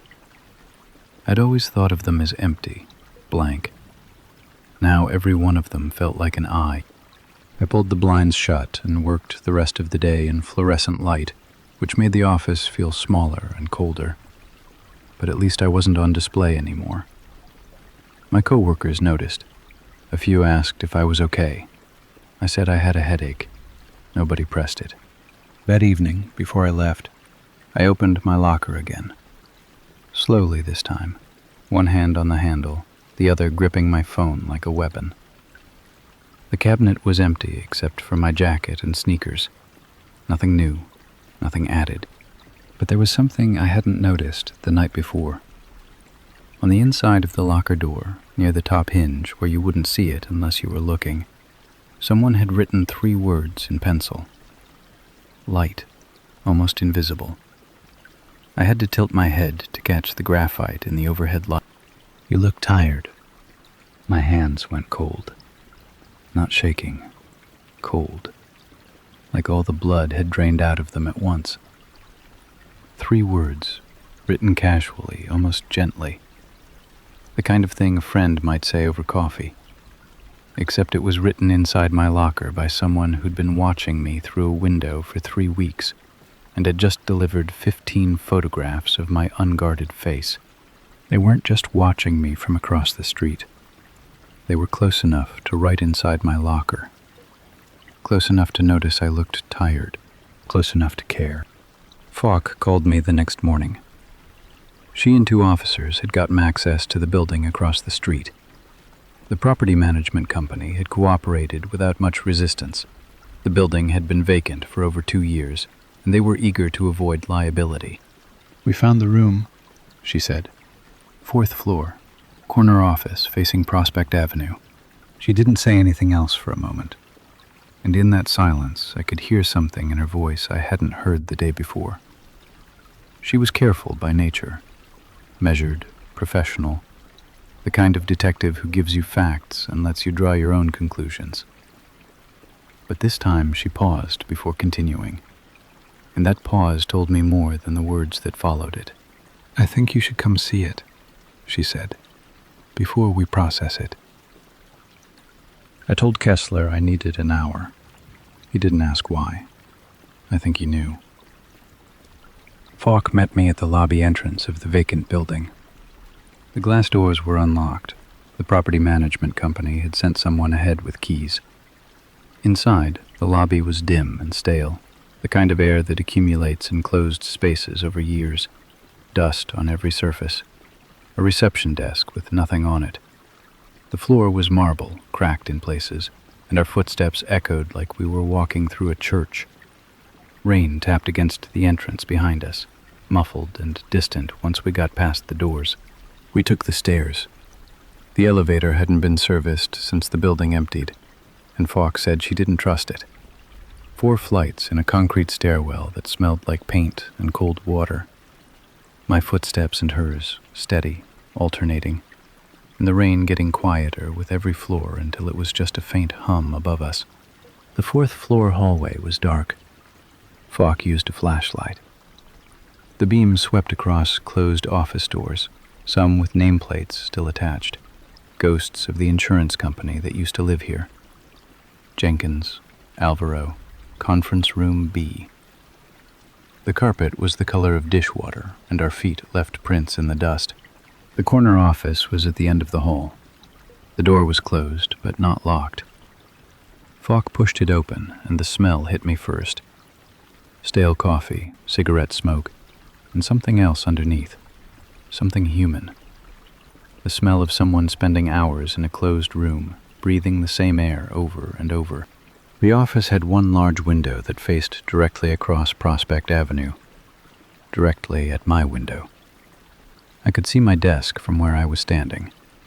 The blinds I'd pulled shut yesterday were visible, a pale stripe in the row of glass panels. My chair, my lamp, the edge of my computer monitor, all of it perfectly framed by this window like a screen. A folding chair was set up in front of the glass, positioned slightly to the right so that someone sitting in it would be hidden from the street by the window frame, but still have a clear sight line. On the floor next to the chair was a tripod, a professional camera tripod, lightweight, the kind photographers use for long exposure shots. The camera wasn't there, but the tripod mount showed wear marks. It had been used heavily, repeatedly. Behind the chair, against the wall, was a folding table. On it, an open laptop, powered off, screen dark, a portable phone charger, 3 empty coffee cups from the cafe on the corner of Prospect and 3rd, and a spiral-bound notebook. Falk let me look, but told me not to touch. I looked at the notebook from as close as I could get without picking it up. It was open to a page near the middle. The handwriting was small and tight, and it took me a moment to understand what I was reading. It was a schedule. My schedule. 8:17. Arrives. Elevator. Coffee machine first. 8:34. Desk. Opens laptop. Reads email for approximately 12 minutes. 8:46. First phone call. Lasts 4 minutes. 9:02. Document review begins. Head down. Minimal movement for 45 to 60 minutes. 10:15. Stands, stretches, walks to window, looks down at street. It went on. Entries for every hour. Notations about my habits, my posture, my patterns, how long I spent on the phone, how often I stood up. When I went to the bathroom, marked as away, 4 to 7 minutes average. When I ate lunch at my desk and when I went out. Which days I stayed late and which days I left at 5. Whoever had been sitting in that chair had watched me with the patience and precision of a scientist studying an organism through glass. They'd clocked me, measured me, reduced my entire working life to data points in a spiral-bound notebook. I stepped away from the table. My legs were doing that thing again, the disconnected feeling, like standing on a boat. Falk was watching me from the doorway. "There's something else," she said. "On the wall behind the door." I turned around. The wall behind the office door was covered in photographs. Not the same ones that had been left in my locker. These were different. More of them. Maybe 60 or 70, taped in rows, edges overlapping. All of me, all through the window. But these weren't just desk shots. These included me walking into the building from street level, me leaving the parking garage, me at the cafe on the corner buying coffee, me standing outside the office smoking with Kessler's assistant. I'd borrowed a cigarette once, just once, during a particularly brutal afternoon, and someone had photographed it. One photo, one cigarette, 3 weeks ago, and they'd saved it. In the center of the wall, slightly lower than the rest, was a photo I almost didn't recognize at first. It was taken through my apartment window. My apartment, not my office, my home. I was in my kitchen, standing at the counter, hair up, wearing the old t-shirt I sleep in. The angle was from below and across the street, which meant someone had been standing on the sidewalk outside my building with a telephoto lens pointed at my third-floor window. I couldn't tell what day it was. I couldn't tell what time. But I could see the rain on the glass, soft and blurred, and the warm light of my kitchen behind it. And my own face, unguarded, unaware, private in a way that shouldn't exist on a stranger's wall. I sat down on the floor of that office. Not because I chose to, because my legs finally quit.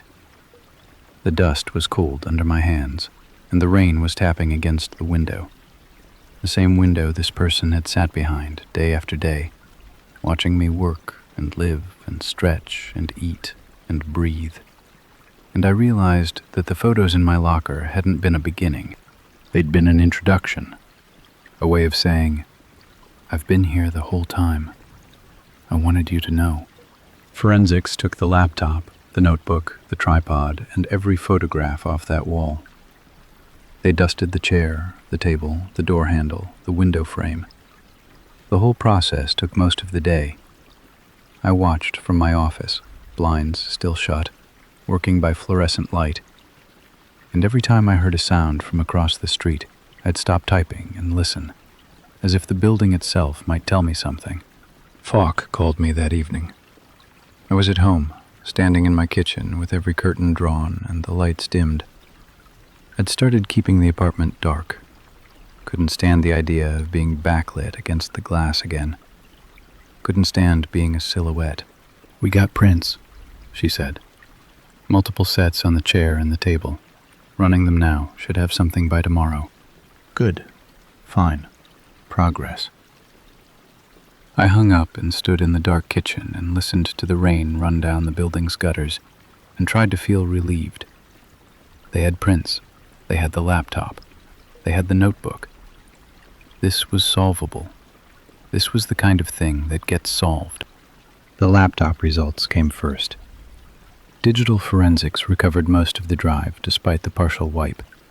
Whoever did the cleaning was thorough but not expert, and the team pulled deleted files from unallocated sectors. Falk called me into the station to go over what they'd found, and she sat me in a small room with good lighting and a box of tissues on the table, which should have told me everything I needed to know about what was coming. The laptop contained over 400 photographs. 400. Spanning roughly 6 weeks, longer than the 3-week window I'd estimated from the printed photos. The earliest images were from mid-September, more than a month before I'd found anything in my locker. 6 weeks of daily surveillance. Some days had 30 or 40 shots, rapid bursts taken in sequence, like someone documenting movement rather than composing images. Me reaching for a file, me turning my chair, me pushing hair behind my ear. But the office photos weren't what Falk had brought me in to see. Buried in a subfolder labeled with a date from 2 weeks ago, were 11 photographs taken inside my apartment. Not through the window. Inside. The first showed my living room, my couch, my coffee table, the stack of legal journals I keep meaning to return to the library. The angle was low, waist height maybe, and slightly tilted, like someone taking a quick photo while standing in the middle of the room. My coat was on the hook by the door. My bag was on the kitchen counter. The lights were off, but the room was lit by the gray daylight coming through the windows. It was daytime. I would have been at work. The second photo was my bedroom, my unmade bed. The book on my nightstand. I could read the title. The closet door half open, my clothes visible on the rack inside. A water glass on the dresser. The third was my bathroom. The shower curtain pulled back, revealing the tiles, the shampoo bottles, the razor on the ledge. The mirror was in the frame, and in the mirror's reflection, just barely, was the shape of someone's hand holding the phone. Just the hand, no face, no body, just fingers gripping a dark phone case, partially obscured by the angle. I put the photos down. "He was in my apartment," I said. My voice sounded like it was coming from somewhere behind me, like I'd left my body and was listening from the hallway. "Yes," Falk said, "while I was at work." "It appears so. The metadata shows these were taken on a Tuesday at approximately 1:15 p.m. A Tuesday, 1:15 p.m. I would have been at my desk, at my window, sitting in full view of the building across the street, while the person who was supposed to be watching me from that building was instead standing in my bedroom, photographing the place where I sleep. "How did he get in?" I asked. Falk told me they'd contacted my landlord. My building had a service entrance on the side, a metal door with a keypad lock that maintenance used. The code hadn't been changed in over a year. It was the building's address, backwards. The kind of code that isn't really a code at all. My apartment door had a standard lock, not a deadbolt, a spring latch, the kind you can open with a credit card and 10 seconds of patience. I'd never thought about it because I've never had a reason to. It was a decent neighborhood. The building had a front entrance with a buzzer. I felt safe enough. Safe enough. The two most dangerous words I've ever said. The fingerprint results came back that same afternoon. 3 usable prints from the office across the street, 2 of which matched prints found on the inside of my locker door, and 1 that matched a print lifted from my apartment's bathroom mirror. All the same person. Falk ran them through the system and got a hit. His name was Gerald Tierney, 44 years old. No violent priors, no restraining orders, no criminal record beyond a misdemeanor trespassing charge from 7 years ago. Dismissed.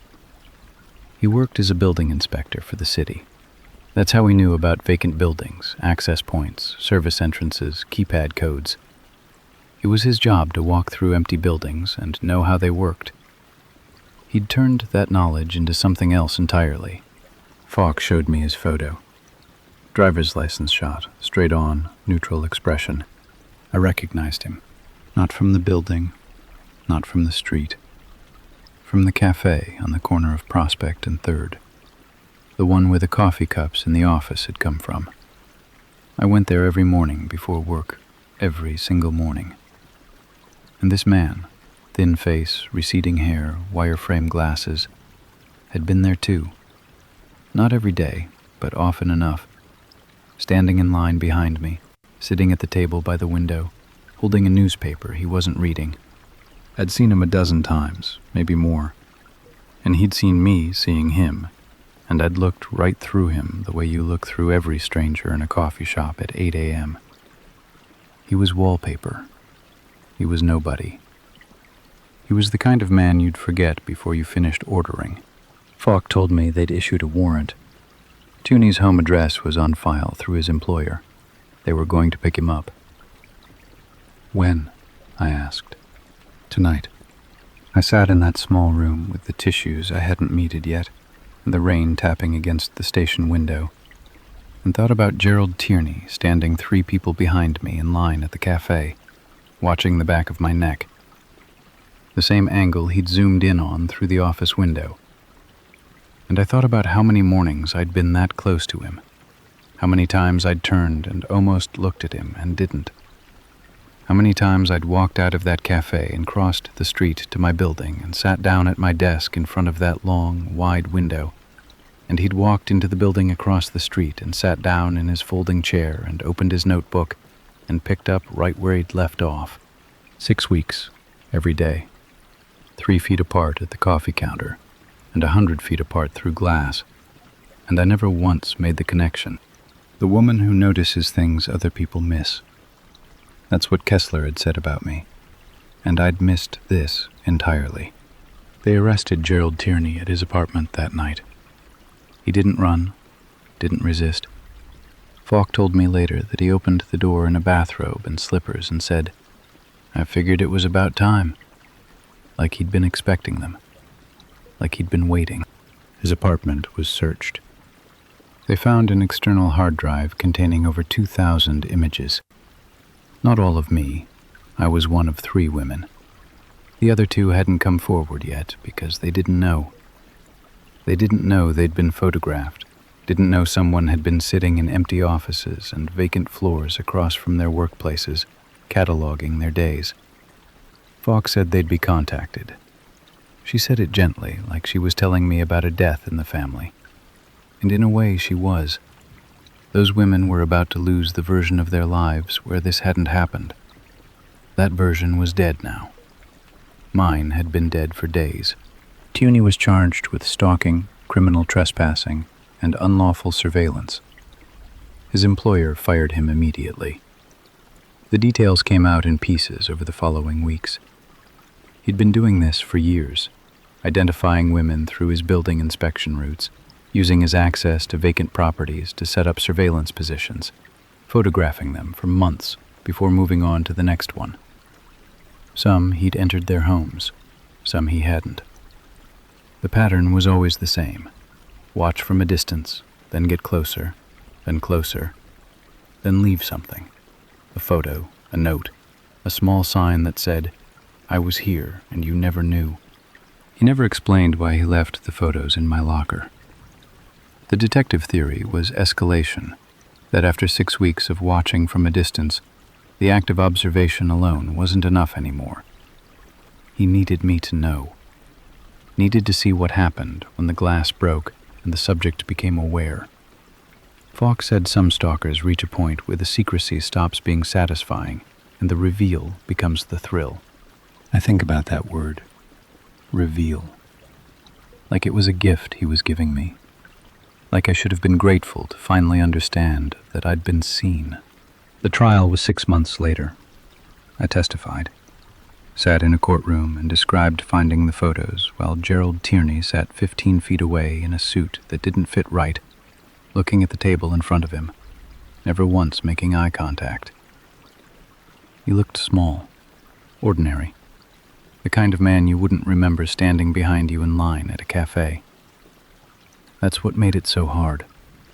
There was no monster in the room. Just a quiet man with wire-frame glasses who'd turned other people's lives into a hobby. He was convicted, sentenced to 4 years. Restraining orders were issued for all 3 women. Falk told me he'd likely serve 2.5 with good behavior. 2.5 years. 6 weeks of my life surveilled, my home broken into, 400 photos of my body taken without my knowledge, and the cost was 2.5 years. I don't work at Kessler and Byrne anymore. I couldn't sit at that window. Even with the blinds down, even after the building across the street was properly secured and rekeyed and had its service entrance sealed, I could feel it. The weight of being looked at. The knowledge that glass goes both ways and always has. I transferred to a different firm in Hartford, took a pay cut, and now I work in an interior office with no windows. My colleagues think I'm claustrophobic. I let them. I moved apartments, too. New building, higher floor, curtains on every window, thick ones, blackout fabric, the kind you'd use in a dark room. I never stand in front of an open window at night. I never walk through my kitchen in a t-shirt without checking that the blinds are drawn. I never sit in a cafe without scanning every face, every table, every person holding a newspaper at an angle that doesn't quite make sense. Some nights, when the rain is heavy and the apartment is dark and the curtains are pulled, and I'm lying in bed knowing, logically, rationally, that nobody can see me, I still feel it. That prickle on the back of my neck, that awareness that somewhere, through some gap I haven't found yet, someone might be watching, taking notes, zooming in on the parts of me I can't see myself. Gerald Tierney is in prison. I know that. I checked last week. But he had a notebook. He had a system. He had a process he'd refined over years. And there were only 3 women on that hard drive that the police found. I don't believe for a second that there were only 3.